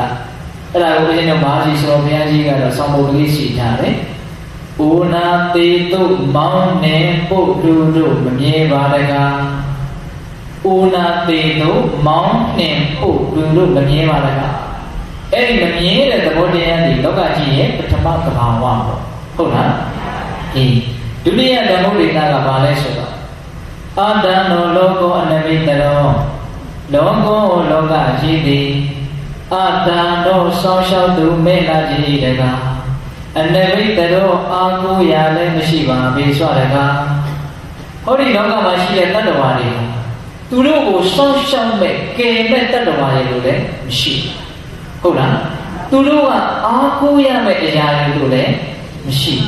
ဆောင်းလျှောက်မဲ့သူလည်းမရှိဘူးအာကိုရမဲ့အရာလည်းမရှိဒါကိုမဟာစီဆောဘုရားကြီးကဆောင်းရှောက်သူမဲ့ကိုရမဲ့အားလွဲလာကြရကဒီလိုလေးရေးတာဒါကတော့မှတ်သားစရာလေးပေါ့နော်အဲ့ဒါဒုတိယဓမ္မုဒိတတတိယဓမ္မုဒိတကဘာလဲဆိုတော့အတကောလောကောသဗ္ဗဗဟာယကမဏီယံလောကောလောကကြီးဒီအတကောကိုယ်ပိုင်ဥစ္စာဟူ၍မရှိပါသေးတယ်မှာသဗ္ဗအလုံးစုံဘုဗဟာယပယ်ဆွ၍ကမဏီယံသွားကြရမယ်တတ္တဝါကြီးကြီးပါတကားတတ္တဝါတွေမှာကိုယ်ပိုင်နေဆိုတဲ့အရာတစ်ခုမှမရှိဘူးအားလုံးကိုစွန့်ပြီးတော့သွားကြရတယ်ဟုတ်လားဒါကမှရှိဆိုဘုရားကြီးကကိုယ်ပိုင်ဥစ္စာမရှိပါစွန့်ခွာသွားရမည်လားတကားဒီလိုလည်းမရှိတယ်နော်ဘယ်နှမျိုးရှိပြီလဲ၃မျိုးရှိပြီနောက်စရုပ်ထဓမ္မုဒ္ဒေတဥနောလောကောအတိဋ္ဌောတနာတာသောလောကောလောကကြီးသည်ဥနောပြည့်စုံတဲ့တို့ပဲခါကာလမှမရှိအမြဲတမ်းရုပ်လျော်ရတာနေပြီလောကကြီးကအမြဲတမ်းရော့နေတယ်ပြည့်နေတယ်လို့မရှိလူတွေရဲ့အလိုဆန္ဒပြည့်နေတယ်လို့မရှိနော်အတိတ်တော့ရောင်ရင်တင်းတင်းရဲ့မရှိဘဲနဲ့တဏှာတာတော့အလိုဆန္ဒတွေရဲ့စေခိုင်းရာကိုလုံနေကြရတယ်တဏှာရဲ့ကြည်တော်မြူကျွန်တော်မြူတို့သာသည်တတ္တဝါမှန်တယ်အလိုဆန္ဒစေခိုင်းရကိုလောက်ကြရတယ်တဏှာဓာတအလိုဆန္ဒရဲ့ကြည်ကျွန်ဟုတ်လားဒီအဲ့ဒါကိုမာစီဆိုဘုရားကြီးကလူမပြေဝအာမေယတဏှာကျွန်ကြီးပါတကားလောကရဲ့သဘာဝတန်ဖိုးဒေတာဘယ်နှမျိုးလဲ၄မျိုးဩနာသေးတို့မောင်းနေဖို့လူတို့မမြဲပါတကားဆောင်းရှောက်သူမဲ့ကိုရမဲ့အားလွဲလှကြည်ကကိုယ်ပိုင်ဥစ္စာမရှိပါစွန့်ခွာသွားရမည်ကားတကားလူမပြေဝအာမေယတဏှကျွန်ကြီးကားတကားဘယ်နှပါလဲ၄ပါးအဲ့ဒီ၄ပါးကိုအချင်းချင်းရှင်ရတ္တပါဠိကကောရပြမင်းကြီးကိုပြောပြတယ်ဒီ၄ပါးကိုသူသိလို့မြင်လို့သူရဟန်းပြုခဲ့တယ်ဆိုတော့မင်းကြီးကအဲ့ဒါကိုအကျေဟောဖို့တောင်းပန်တယ်အရှင်မြတ်ဗျာတဲ့တတ္တဝါတွေဟာတစုံတစ်ခုရဲ့မောင်းနှင်မှုကိုအမြဲတမ်းခံနေရတယ်တည်တဲ့နဲ့ခိုင်မြဲတယ်မရှိဘူးဆိုတာဘာကိုရည်ရွယ်ပြောတာလို့တဲ့အဲ့ဒီလိုမင်းတော့အရှင်မြတ်ကဒကာကြီးအဲ့ဒီလိုဆိုရင်ဒကာကြီးကိုပဲပြန်ပေးမယ်ငယ်ငယ်တော့ဒကာကြီးမှာစစ်ပွဲတွေပါလေဆင်နွှဲမှုတာတွေပါလေရှိလားရှိတာပေါ့ဗျာဆင်တက်မြင့်တက်တွေကိုတော့တက်တာပေါ့ဗျာဟုတ်တယ်တဲ့တတိတော့အဲ့ဒီတော့မှဆိုလို့ရှိသိပြီးတော့တန်ဆွမ်းတဲ့ပြည်နိုင်တဲ့သွားနိုင်တဲ့ခုံနိုင်တဲ့ပြန်နိုင်တဲ့တခါတလေပြန်ဆိုရင်တတိတော်ကိုတတိတော်တကိုးရှင်လာလို့တောင်းအောင်ပေးတယ်အခုဘယ်လိုနေတော့တခါကြီးလို့မေးတော့ကိုရပြန်မင်းကြီးကအသက်80ရှိနေပြီဗျအဲ့ဒီတော့ဘာပြောလို့ဆိုတော့အခုတော့ဘုရားတတိတော်ဘာမှမတန်ဆွမ်းတော့ဘူးတဲ့ခြေတော့ကိုဒီနာချမယ်ဆိုရင်ဟိုနာရောက်သွားတတိတော်ရဲ့ခြေတော့ကိုတောင်းတတိတော်အစိုးမရတော့ဘူးတဲ့မင်းကြီးတဲ့ဒါကိုရည်ရွယ်ပြီးတော့ပြောတာလောကကြီးမှာပူရင်းနာခြင်းကသိခြင်းကြီးကိုမရောက်ရောက်အမြဲတမ်းတွန်းနေတာဒါကြတော့မှလို့ဦးဇင်းတို့ကမရွေ့ခြင်းဒီဖြစ်စီရွေ့ခြင်းဒီဖြစ်စီရွေ့နေရလောကကြီးမှာရက်နေတာတခုမှမရှိဘူး ပိတ်တဲ့ဒေချာစင်းသားတော့ရက်နေတာတီးနေတာတခုမှမရှိဘူးအကုန်လုံးရွေ့နေတာစပင်ကလေးကစားရွေ့နေတာရွေ့နေလို့စပင်နဲ့ဆိုင်မှာတော့ပြီးတော့အမြဲတမ်းပြတ်နေရတာပေါ့လက်သေးလေးကလည်းဘာလို့လဲတော့ရွေ့နေတာအမြဲတမ်းပုတ်နေတုံးနေတာငြိမ်တဲ့အရာတခုမှမရှိဘူးအိမ်ကြီးရတဲ့အရာတခုမှမရှိဘူးနော်ဘယ်အခြေအနေလေးကတော့ကောင်းလိုက်တာဒါလေးကိုငါစုပ်ကင်ထားခြင်းနဲ့လုပ်ပိုင်မရှိလားမရှိဘူးအမြဲတမ်းမလုပ်နေနဲ့ရွေတရားနေရတယ်အမြဲတမ်းပြည့်စည်နေရတယ်ဖောက်ပြန်နေရတယ်ပြီးတော့အပြည့်ကြီးပြည့်ရတယ်ခိုင်မာတဲ့အရာဆိုလို့တစ်ခုမှမရှိဘူးအဲ့ဒီလိုခိုင်မာတဲ့အရာမရှိတဲ့အတွက်ကြောင့်ဒီမကောင်းတဲ့ပြည့်စည်နေတဲ့တန်လျာကြီးတွေကလွတ်မြောက်ရလွတ်မြောက်ကြောင်းလုံနိုင်အောင်လို့ငါရဟန်းပြုခဲ့တာမလေးနဲ့ဘူးလားလေးနဲ့တကယ်တမ်းကလောကကြီးကအကောင်းမဟုတ်ဘူးဗျာနော်ပြီးတော့လေပြီးတော့တာကြီးကြီးပဲဦးဇင်းတော်ကဒီစကားလေးကိုအင်မတန်ကြိုက်လို့ခဏတိုင်းပြောပါပြီးတော့လေပြီးတော့ရတာကြီးပဲမပြီးရင်လို့ဘယ်ဟာမှမရဟုတ်လားအဲ့ဒါလို့ပြီးတော့သွားတဲ့အတွက်ကြောင့်လောကမှာဘာအနှစ်မှမရှိဘူးဘာကောင်းတာမှမရှိဘူးအဲ့ဒီလိုမကောင်းတဲ့အခြေအနေဆိုးတဲ့အခြေအနေကလည်းရုပ်ထွက်နိုင်ခွင့်ရှိအောင်လို့ငါရဟန်းပြုခဲ့တာပထမဓမ္မုဒိတကိုသူအဲ့လိုလေးရှင်းပြတာပိဋကတို့ကဉာဏ်ရှိပါလေလောကကြီးမှာယက်တီခွင့်ဘေးအရာမှမရကြဘူးလို့သဘောပေါက်ပြီးတော့လောကအပေါ်မှာမမောတဲ့စိတ်တွေ့တာတဲ့စိတ်ကြီးနေအောင်မစင်သားတဲ့မို့လားစင်သားတဲ့မမောတာတွေ့တာနေတာနဲ့အမျှစိတ်ရဲ့အေးချမ်းခြင်းလွတ်လပ်ခြင်းပေါ်ပါခြင်းဆိုတော့သိကြပါဦးဖြစ်တယ်ဟုတ်လားဒီအဲ့ဒါပထမဓမ္မုဒိတနောက်ဒုတိယဓမ္မုဒိတအရှင်ဘုရားတဲ့အရှင်ဘုရားကပြောတယ်တဲ့စောင်းရှောက်သူမဲ့ကူးရမဲ့အားနဲ့လှချင်တကားအားကိုးစရာမရှိဘူးစောင်းရှောက်မဲ့လူမရှိဘူးလို့ရှင်ဘုရားပြောတယ်တတိတော်မှာခြေနေတတ်တွေရှိတယ်မြင်းတတ်တွေရှိတယ်ဆင်တတ်တွေရှိတယ်တတိတော်ကျမ်းမာရေးမကောင်းရင်ကုပေးကဆေးဆရာတွေရှိတယ်တတိတော်မှာစောင်းရှောက်မဲ့လူတွေဆွေတွေမျိုးတွေအပြည့်ရှိတယ်အဲ့ဒါဘာလို့ရှိရဲပြောတာလဲဒီလိုမေးတာနော်မေးတော့ဗတ္တပါဠိကမင်းကြီးတဲ့ကောင်ကခုမေးတယ်တဲ့မှာပြင်းထန်တဲ့ယောဂတွေဘာတွေများဖြစ်ဘူးလားမမဖြစ်ဘူးပါလေတတိတော်မှာခေါင်းကိုက်တဲ့ယောဂအကြီးကြီးရှိအဲ့လိုဝေဒနာတွေပြင်းပြင်းထန်ထန်ခံစားတဲ့အခါမှာငါ့ကိုအင်မတန်ချစ်မြတ်လို့ရတဲ့ဆွေတွေမျိုးတွေအပေါင်းတွေအတင်းကြီးငါဝေဒနာပြင်းထန်လို့နည်းနည်းလေးတော့တက်တာကိုရအောင်ဝေဒနာလေးကိုမျှပြီးတော့ယူကြစမ်းပါလို့ပေးလို့ရသလားတဲ့ရကိုလူတွေကလည်းချင်းလို့နည်းနည်းလေးတက်တာအောင်တို့ဝေမျှပြီးတော့ယူချလို့ဆိုလို့ယူလို့ဟောရတာမရပါဘူးဗျာယူတော့ယူလေးတော့ဒီစကားလေးကယူလေးဒါလူတိုင်းလည်းသိပါလေသို့တော့ပိဋကပေါင်းတော်ကောင်းလို့စူးစူးနဲ့နဲတွေးပြီးကိုလိုတယ်ဟုတ်လားဒီစကားလေးကိုသိသိချာချာစဉ်းစားကြည့်လောကကြီးမှာကိုဖြစ်ရင်ကိုခံရတာပိဋကဘာလဲလို့ကိုဖြစ်ရင်ကိုခံရတာသူဖြစ်ရင်သူခံရတာတယောက်နဲ့တယောက်ဘာမှနီးနီးကပ်ဆက်ဆက်မှုမရှိဘူးဒါပေမဲ့လူတွေကညံနေတဲ့အခါကျရင်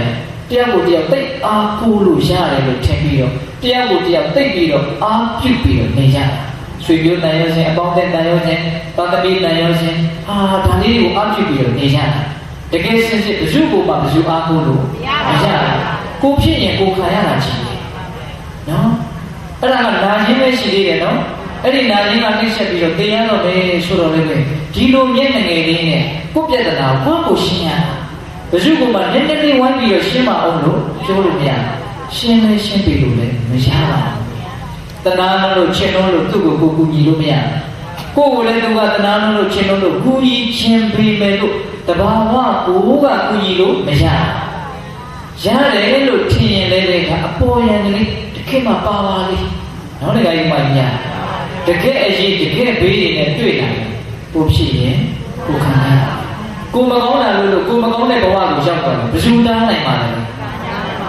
တန်လျာကြီးထဲမှာတကယ်တကောင်ကျွတ်တမျက်နှာအထီးကျန်ဆန်သွားနေကြရတာဟုတ်လားကိုကောင်းတာလို့လည်းကိုရှာမယ်ကိုမကောင်းတာလို့လည်းကိုခံမယ်တယောက်ကိုတယောက်ဝန်ဆွတ်လို့ရတဲ့ကိစ္စဆိုတာတကယ်မှနည်းနည်းလေးဟုတ်ရဲ့လားတကယ်ကြီးပိုင်းညာဒါကြောင့်စောင်းရှောက်သူမဲ့ကိုရမဲ့အားကိုရဘာမှမရှိဘူးဒီခန္ဓာကိုယ်ကြီးမှာမြတ်စွာဘုရားဒီအားကိုရတရားဒီအားကိုရသံဃာဒီအားကိုရလို့ပေးတဲ့ကြီးသိအခုဆိုလိုတာကအဲ့ဒီလေးတွေပြောနေတာမဟုတ်ဒီခန္ဓာကိုယ်ကြီးတကယ်ဖောက်ပြန်လာပြီဆိုရင်ဘယ်သူမှမကယ်နိုင်တာမဟုတ်တားနိုင်တာမဟုတ်ရှိနိုင်တာမဟုတ် ဖះကောတားနိုင်မလားတားနိုင်ဘူးဒါဖြင့်ဘုရားတရားတန်ခါကိုဘာကိစ္စနဲ့ပြီးတော့အားကိုးနေရတယ်လေဘုရားတရားတန်ခါဒီလောကကြီးကိုစောင့်ရှောက်တယ်လို့ဘာကိစ္စနဲ့ပြောတယ်လေလို့မေးရမရှိဘူးလားစဉ်းစားရအောင်ဒီအဲ့ဒီအားကိုးရမဲ့လို့မကောင်းတဲ့လောကကြီးတွေကနေပြီးတော့လွတ်မြောက်အောင်လုပ်ပေးနိုင်တဲ့အစွမ်းရှိလို့တနည်းအားဖြင့်လွတ်မြောက်တဲ့နေရာမှာအထောက်အကူပြုတဲ့နေရာမှာအကြီးကျယ်ဆုံးတန်ဖိုးရှိလို့ဘုရားတရားတန်ခါကိုအားကိုးရတာအားကိုးရမဟုတ်တဲ့လောကကြီးတွေကနေလွတ်မြောက်ဖို့အတွက်အားကိုးရတာဆိုလိုတာဒါကြီးကတော့ဘာမှအားကိုးရမရှိဘူး။နင်းတကယ်ကြီးမှသဘောပေါက်လား။အားကိုးရမရှိဘူးဆိုတာကိုယ်ခန္ဓာကိုယ်ကြီးထဲမှာအားကိုးရမရှိဘူး။ကိုယ်အင်တန်ဖြစ်တဲ့ခန္ဓာကိုယ်ကြီးကမှအားကိုးရမရှိဘူးဆိုရင်ပတ်ဝန်းကျင်မှာအားကိုးရလုံးဝမရှိနိုင်ဘူး။ဉာဏ်ကြီးဖို့လိုတယ်နော်။အေးဒါကြောင့်အားကိုးရမရှိဘူးစောင့်ရှောက်မဲ့သူမရှိဘူးဆိုတာကိုသဘောပေါက်ပြီးတော့အားကိုးရအစစ်အမှန်ယရနာမြတ်သုံးပါးကိုအားကိုးပြီးတော့အားကိုးရမရှိတဲ့ဒီလောကကြီးကနေလွတ်မြောက်အောင်ကြိုးစားဖို့အတွက်ငါယဟန်ပြုခဲ့တာဒီတပတ်တော်ကဒီစကားလေးတစ်လုံးကိုကပ်ပြီးတော့မှတ်ရမယ်နော်ခန္ဓာကိုယ်ကြီးကအားကိုးရမရှိဘူးသို့တော့ယရနာမြတ်သုံးပါးကိုအားကိုးပြီးတော့အားကိုးရမရှိတဲ့ဒီခန္ဓာလောကကနေလွတ်မြောက်အောင်ကြိုးစားရတယ်ခန္ဓာကိုယ်ကြီးကတော့ပြီးတော့မရှိမလားပျက်စီးသွားတာကြီးပဲဘယ်လိုလူမျိုးမှတောက်ပြီးတော့မရမ်းကြည့်နိုင်ဘူးပျက်စီးသွားတာကြီးဟုတ်လားဒါကြောင့်ဒုတိယဓမ္မုဒ္ဒေတာအနှစ်ရှိတယ်နော်ဒီအဲ့ဒါကိုပြိဿတော်သူတော်တို့စဉ်းစားပြီးတော့အားကိုးရမရှိတဲ့လောကကြီးကနေလွတ်မြောက်အောင်တို့ကြိုးစားမယ်လို့စဉ်းစားရမယ်ဒီဒါဒုတိယဓမ္မုဒ္ဒေတာနောက်တတိယဓမ္မုဒ္ဒေတာအတကောလောကောသဗ္ဗဗဟာယကမနိယလောကောလောကကြီးတွေအတကောကိုယ်ပိုင်ဥစ္စာဟူ၍မရှိပါရဲ့ကားသဗ္ဗအလုံးစုံဘုပဟာယပဲဆက်ရင်ကမနိယသွားကြရတဲ့တတ္တဝါတွေဒီပါရကားကိုယ်ပိုင်ဥစ္စာမရှိပါဆွန့်ခွာသွားရမှာပါတကားအဲ့ဒီလိုပြောတော့မင်းကြီးကငါမှလည်းမြေပေါ်မြေအောင်မြုပ်နှံထားတဲ့ပစ္စည်းတွေရှိသက်ရှိသက်မဲ့ပစ္စည်းတွေအများကြီးရှိအဲ့ဒါငါပိုင်တာပေါ့ငါကြိုက်တယ်လို့ပေးခြင်းအပေးငါကြိုက်တယ်လို့သုံးရင်လို့သုံးရတယ်အဲ့ဒါကိုဘာကြောင့်ကိုယ်ပိုင်ဥစ္စာမရှိဘူးလို့ပြောလေဒီကကြီးပိုင်ကြတယ်ပဲကိုကြိုက်တယ်လို့လုပ်ပိုင်မရှိတဲ့ပစ္စည်းတွေရှိတယ်ပေါ့လားအခုဒေသနာတော်ကဘယ်လိုပြောနေလဲကိုယ်ပိုင်ဥစ္စာမရှိဘူးလို့ပြောနေတယ်ဘာဆိုလိုတာလဲလေးလေးနက်နက်ပြောတာဗျဒေသနာတော်ဆိုတာအပေါ်ယံလေးပြောတာမဟုတ်လားဒါကမှတော့ဦးဇင်းတို့ပိုင်နေဆိုတဲ့ပစ္စည်းကိုတကယ်စစ်စစ်မပိုင်ပါဘူးနော်ကိုစီမံခံွယ်လို့ရှားရုံမျှလေးတချို့ဆိုရင်စီမံခံွယ်လို့တောင်မရဘူးတချို့မိဘတွေဆိုကိုပိုင်တဲ့ပစ္စည်းရောင်းလို့တာပြီးကကန့်ကွက်နေတယ်ရှိနင်းတကယ်ပိုင်မြမသိခင်မှာကိုယ်ပဲမပိုင်နေရနော်ဒီအဲ့ဒါကိုရထဘာနာကဘယ်လိုမေးနေဆိုတော့တခါကြီးတဲ့သင်မှာပစ္စည်းတွေရှိတယ်သင်ပိုင်တယ်လို့သင်ဆိုတယ်တဲ့အင်မတန်ပြည့်စုံပါတယ်တက်ဘဝဒါပေမဲ့လို့ကိုယ်လုံးကြီးဒီအခြားမဲ့မှာဒီပစ္စည်းတွေကိုသင်ဆက်ပြီးတော့ပိုင်နေသေးတယ်ပြည့်စုံခြင်းသေးတယ်ချမ်းသာခြင်းသေးတယ်ဆိုလို့ဖြစ်နိုင်မှာမလားပိဋကရဲ့တေးပြီးတဲ့နောက်မှာတော့မပိုင်တော့ဘူးလို့ဆိုလိုတာ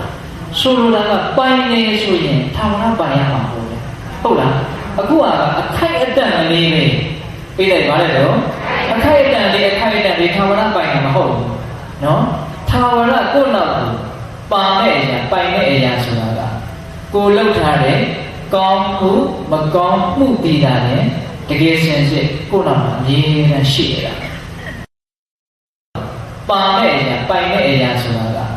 ကိုလှုပ်ထားတဲ့ကောင်းမှုမကောင်းမှုတည်တာနဲ့တကယ်စင်စစ်ကိုယ့်နောက်မှာအမြဲတမ်းရှိနေတာကိုရှာဖွေထားတဲ့ပစ္စည်းတွေဆိုတာကိုယ့်နောက်မှာအမြဲတမ်းမရှိဘူးအချိန်တစ်ခုအတွင်းမှာပဲကိုမပိုင်ဘူးဆိုတာအချိန်ကြီးဖြစ်မသွားနိုင်ဘူးလား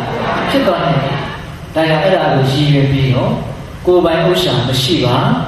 စွန့်ခွာသွားရမှာပါလေကဒါပြောတာဟုတ်လားဒီကိစ္စပိုင်လားဒီအဲ့ဒါကိုစဉ်းစားပြီးတော့ကိုယ်ပိုင်ဥစ္စာမရှိတဲ့လောကကြီးမှာသူတော်ကောင်းတရားလေးဟူသောကိုယ်ပိုင်ပစ္စည်းတွေအများကြီးရှုမိဖို့သာသနာတော်ကိုအားကိုးပြီးတော့မလုပ်တဲ့ဘူးလားလုပ်တဲ့နေဟုတ်လားအေးဒါကြောင့်တတိယဓမ္မုဒ္ဒေတစဉ်းစားကြရအောင်တယ်နော်ဒီကိစ္စပိုင်ပြန်အေးဦးဇင်းတော်ကဒီဓမ္မုဒ္ဒေတ၃မျိုးကိုတော့အပြည့်အဝလေးပဲပြောလိုက်တယ်ဘာဖြစ်လို့လဲဆိုစတုထဓမ္မုဒ္ဒေတကိုနည်းနည်းလေးပြောခြင်းလေဟုတ်လား ဓမ္မဒေတာဘယ်နှပါးပြီးသွားပြီလဲသုံးပါးပြီးသွားပြီပူနာတေတုမောင်းနှင်ပူလူလူမမြဲပါတကားစောင်းရှောက်သူမဲကိုရံမဲအာမဲပါစီတကားပြီးတော့ပါလေကိုယ်ပိုင်ဥစ္စာမရှိပါဆွမ်းခွာသွားရမှာပါတကားစဉ်းစားကြရလေးတွေပေါ့ဟုတ်လားနောက်ဆုံးစတုထဓမ္မုတ်တေကဥနောလောကောအဋိဋ္ဌောတဏှာဓာသောလောကောလောကကြီးသည်ဥနောမြဲတဲ့ရုပ်လျောင်း၍နေပါ၏အဋိဋ္ဌောတော်လောပြီးအောင်၍ရောင်ရဲကင်းနေခြင်းလည်းမရှိကြကြတဲ့ကတဏှာဓာသောအလိုဆန္ဒစီခိုင်းရာကိုသာလည်းအမဲနဲ့ပြလှုပ်ဆောင်နေကြရတဲ့တဏှာရဲ့ကြီးတော်မျိုးကျွန်တော်မျိုးတို့သာသည်အလိုဆန္ဒစီခိုင်းတာကိုပဲပြုလုပ်နေကြရတဲ့လောကကြီးတရားဘာလို့ရှင်ရဲ့ဘဝမှာပြည့်နေတယ်ဆိုတာဘယ်တော့မှမရှိဘူးလိုနေတယ်ဆိုတာပဲအမြဲတမ်းရှိတယ်သိကြရလားသိကြတယ်ရောင်ရည်တဲ့သဘောမရှိဘဲနဲ့အမြဲတမ်းအလိုဆန္ဒခိုင်းစီတာကိုပြုလုပ်နေကြရတယ်ပြောဆိုနေကြရတယ်ကြံစီနေကြရတယ်သိကြရလားသိကြတယ်အဲ့ဒါကိုစဉ်းစားပြီးတော့အလိုဆန္ဒရဲ့ခိုင်းစီခြင်းကိုသာလည်းတို့အမြဲတမ်းလုပ်နေတယ်ဆိုလို့ရှိတယ်တို့အတွက်တကယ်အကျိုးရှိတဲ့အလုပ်တွေလုပ်ပိုင်ခွင့်နည်းလွန်းနေလို့စဉ်းစားပြီးတော့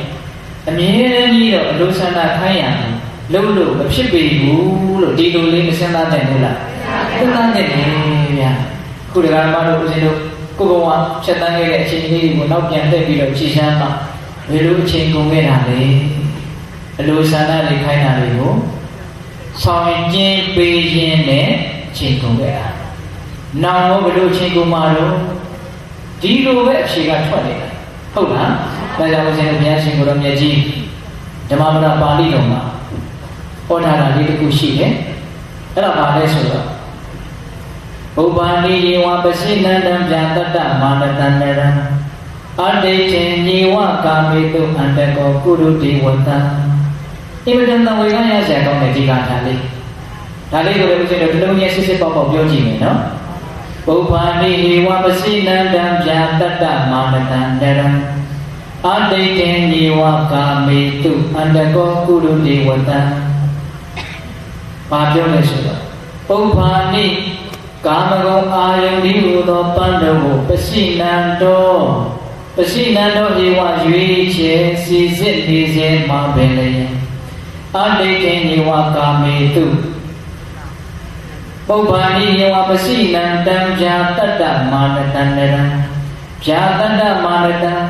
မယာသေးသည်ကိုတောက်တရာပြီးကိုတွေ့တာလုံးစွာကပ်ညီတော်စိတ်ရှိနေသောအဋ္ဌိတေညေဝကာမေတုကာမအာယုန်တို့၌အဋ္ဌိတေညေဝမယောင်ရဲ့မတင်းတိမ်သေးသည်သာလည်းဖြစ်သောနရတတ္တဝါကိုအန္တကောတေမေမိုက်တိဝတ္တံမိရဲ့အလိုကိုကုရုတိပြု၍နေပေ၏ဟောဒီလောကကြီးမှာသေမင်းဆိုတာတကယ်စင်စစ်တော့သေမင်းဆိုတာဒီခန္ဓာ၅ပါးကိုပြောတာပါသို့တော်မြတ်စွာဘုရားကတင်စားပြီးတော့ပြောတယ်သေမင်းကတဲ့တတ္တဝါတွေသူလိုတဲ့အတိုင်းလုပ်နေတယ်ဘယ်လိုလုပ်တယ်လဲဘယ်လိုအချိန်မှလုပ်တယ်လဲဆိုတော့တတ္တဝါတွေရဲ့သဘောတဘာဝကိုမြတ်စွာဘုရားကအရှင်ပြောပြတယ်ကာမအာယုန်ဒီဟူသောပန်းတွေကိုကြိုက်ရရွေးချယ်နေစေမှာတင်နေကခုံသွားတယ်နောက်တစ်ခါကြီးမှညကာမအာယုန်တွေကိုကြိုက်ရ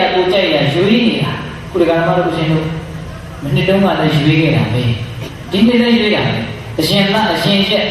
အမြဲတမ်းစိတ်ကလေးကအာယုန်တွေကိုမလုပ်နေတော့ရွေးချယ်နေကောင်းလို့ရမလုပ်နေတော့ရွေးချယ်နေအဲ့ဒါကိုစဉ်းစားမိရလားအဲ့ဒါလို့ရွေးချယ်နေခြင်းမှာပဲသေမင်းကအမြင့်ကနေကြည့်ပြီးတော့လာခဲ့တယောက်ဆွဲသွားတယ်လို့မျိုးနော်ဟိုပြန်လေးဆွဲသွားတဲ့ဟိုအကျန်းဖက်သမားကဒဇာကန်နေတဲ့ကနေကြိုက်တဲ့တယောက်ကိုပြစ်တက်လိုက်တယ်လို့မျိုးပေါ့ဟုတ်လားဒီတတ္တဝါတွေကကာမအာယုန်ကြိုက်ရဟိုပန်းခူးတဲ့လူနဲ့မြတ်စွာဘုရားကဥပမာပေးတာပန်းခူးတဲ့လူကအခုပန်းလေးကလည်းဒီပန်းလေးကလည်းကြိုက်တဲ့ပန်းကိုဘာလုပ်ပါလဲရွေးပြီးတော့သူခူးမှာခုတကယ်မှတော့ဦးချင်းတွေလည်းပဲပန်းခူးသမားတွေနဲ့ကိုကြိုက်ရအာယုန်လေးကိုရွေးပြီးတော့ဘာလုပ်နေလဲခူးနေတာ အဲ့ဒါကအမြဲတမ်းရွေးချယ်နေခြင်းရွေးချယ်လို့ပြီးပြီလို့ရှိတာအဲ့ဒီရွေးချယ်နေခြင်းမှာပဲသင်မင်းမိုက်ကသူကြိုက်တယ်လို့သူ့အလိုတိုင်းလုပ်လိုက်တယ်မျက်စိနဲ့မြင်နေနော်အေးပြီးတော့ဗျာတတ္တမာနတံမယံလေးဒီကိုတောင်းတာရာကြီးဒီကိုတွေ့တာတော့စွာကပ်ရည်သောစိတ်ရှိနေတော့သိရတဲ့တတ္တဝါတိုင်းဟာအဲ့ဒါလိုကန့်ညိနေတဲ့ကံလာမှာပဲသိသွားကြတာဟုတ်ရဲ့လားအေးကာမေတုကာမဂုဏ်အာယုန်တို့၌အတိတ်ထင်မြင်ဝရောင်ရင်တင်နေခြင်းမရှိသေးသည်သာလည်းဖြစ်သောနရံတတ္တဝါကိုအန္တကောသိမင်းမိုက်သည်ဝတ္တံမိမိရဲ့အလိုတိုင်းကုလိုတည်ပြုလို့၍နေပါ၏ခံစားလို့အားမရသေးခင်ရှာဖွေလို့အားမရသေးခင်မယောင်ရဲသေးခင်မှာပဲသိမင်းကသူ့အလိုဆန္ဒတိုင်းလုပ်သွားတယ်အဲ့ဒီနေရာမှာမယောင်ရဲခြင်း၄မျိုးကျမ်းဂန်ထဲမှာပြောထားတယ်နော်တခါကြီးပိုင်းရတတ္တဝါတွေကမယောင်ရဲရဘူးလေဘလို့မယောင်ရဲတာလဲဆိုတော့ရှာဖွေတဲ့နေရာမှာလည်းမယောင်ရဲဘူးရှာလို့အားရတယ်လို့မရှိဘူးအမြဲတမ်းစီမံကိန်းချပြီးတော့ငါကြည့်လာတော့ကောင်းကောင်းမလုပ်ကြရင်လို့ရှိရင်အရင်ဒီလေးနဲ့ဘလို့လုပ်ပဲဘလို့ရှာမယ်တက်လုံးရှာဖို့ပဲစဉ်းစားနေတာရှာလို့အားရတယ်လို့ရှိလားမရှိရှာဖွေလို့လည်းမရှောင်ရဲဘူးရှာတော့ရတယ်အဲ့ဒီရခြင်းနဲ့လည်းမရှောင်ရဲဘူးဘလို့ငွေရသိမ့်ပိုက်မှာပဲနော်ရရတာရှောင်ရဲတယ်လို့ရှိလားငါဟာလို့လုပ်ရတာကိုရောင်ရဲတယ်လို့ရှိတာမရှိဘူးရှာဖွေရေးမှလည်းမရောင်ရဲဘူးရယူခြင်းမှလည်းမရောင်ရဲဘူးရထားပြီးတော့သုံးဆောင်ရတာလည်းရှိရနော်အဲ့ဒီသုံးဆောင်ရတာကိုရောင်ရဲလားမရောင်ရဲဘူးသုံးဆောင်နေမှာပဲသုံးဆောင်ပြီးရင်သုံးဆောင်နေမှာပဲကြည်ပြီးရင်ကြည်မယ်ကြားပြီးရင်ကြားမယ်ဟုတ်လားသုံးဆောင်တဲ့နေရာမှာလည်းမရောင်ရဲဘူးပြီးတော့တူပြီးသိရှိထားတဲ့နေရာမှာလည်းမရောင်ရဲဘူးဘယ်တော့ကြတော့သုံးရအောင်ဘယ်တော့ကြတော့အသုံးချရအောင်ဆိုပြီးတော့အရန်နဲ့သုံးတာသိထားတာမရှိဘူးလားအဲ့ဒါလိုသိရတာကိုရောင်ရဲတဲ့တော့ရှိလားမရှိ၄မျိုးနော်ရှာရတာမရောင်ရဲရရတာမရောင်ရဲသုံးရတာမရောင်ရဲသိရတာမရောင်ရဲအဲ့ဒီမရောင်ရဲခြင်းတရား၄မျိုးကြီးရှိနေစေမှာပဲဒီနေ့ကခေါ်သွားတာတည်သွားတဲ့တတ္တဝါတိုင်းဟာအဲ့ဒီအခြေအနေလေးထဲမှာပဲသိသွားကြတာနေလို့အားမရသေးခင်မယောင်ရဲခင်မှာပဲသိသွားကြတာဒီကနာလေးကိုဦးဇင်းတို့မြတ်စွာဘုရားကဒီလိုကိုအကြောင်းပြုဟောတာလဲဆိုတော့မိတ္တပေါင်းတော်တော်များများကြားမှုပါတော့ဗျာဟိုမာလာပါဠိနတ်သားဆိုတာလေနတ်သမီးတွေကသူ့ကိုပန်းလေးခုပြီးတော့ဆင်ရင်ပေးနေကြတာအဲ့ဒီမှာပန်းမေပေါ်မှာပန်းခုနေတဲ့နတ်သမီးတယောက်ကရုပ်တရက်စုတည်နေကြပြီးတော့လူလာဖြစ်တာလူလာဖြစ်တော့သူကဇာတိတရဉာဏ်ရတယ်မာလာပါဠိနတ်သားကြီးကြီးကလည်းသူတည်ခဲ့တာသိတယ်အဲ့ဒီနတ်သားကြီးကသူသိဉာဏ်နိုးတယ်ဒါကြောင့်သိတဲ့အချိန်ကစပြီးတော့သူကုသိုလ်ကောင်းမှုပြုတယ်ကုသိုလ်ကောင်းမှုပြုတိုင်းဒီလင်ဟောင်းစီကိုရောက်ပြရစီဆူတောင်းတယ်ဘေးကလူတွေကမသိပါဘူးအဲ့ဒါနဲ့သူကဒီမိမကလင်ကိုသိပူဇော်တာပဲဆိုပြီးတော့ပฏิပူဇိကာလို့နာမည်ပေးတာကြားဘူးလေဟုတ်လားအေးအဲ့ဒါသူကအဲ့ဒီမျိုးသမီးကအိမ်တော်ရသားများကြပြီးတော့သား၄ယောက်ရတယ်အဲ့ဒီသား၄ယောက်ရနေပဲ30ကျော်လောက်ပဲဖြစ်မှာပေါ့တည်သွားတာနော်တည်သွားတော့သူမြတ်နိုးတဲ့မာလာပါရီနတ်သားကြီးစီကိုပဲကောင်းမှုတွေကလည်းအများကြီးပြုတာဆိုတော့အဲ့ဒီကိုပြန်ရောက်သွားတာနော်ပြန်ရောက်သွားတော့နတ်သားကြီးကမေးတယ်မင်းဆုံးကပြတ်နေပြေသွားလို့လူပြည်ရောက်သွားတာနော်ဟောတယ်ကောင်းတယ်တော့ဒီကိစ္စမှညာကာလလေနော်ခွာချနေတာ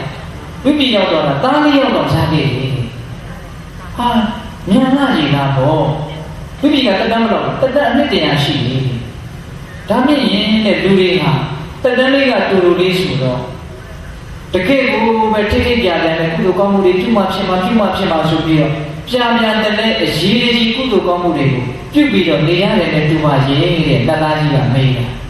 မေးတော့နတ်သမီးကဘာပြန်ပြောလို့ဆိုတော့ဘယ်ကလာဖို့ရမှာလဲတဲ့လူတွေဟာလေတဲ့မသိတော့မဲ့တတ်တော်ပါပဲတဲ့နေကြထိုင်ရတာတဲ့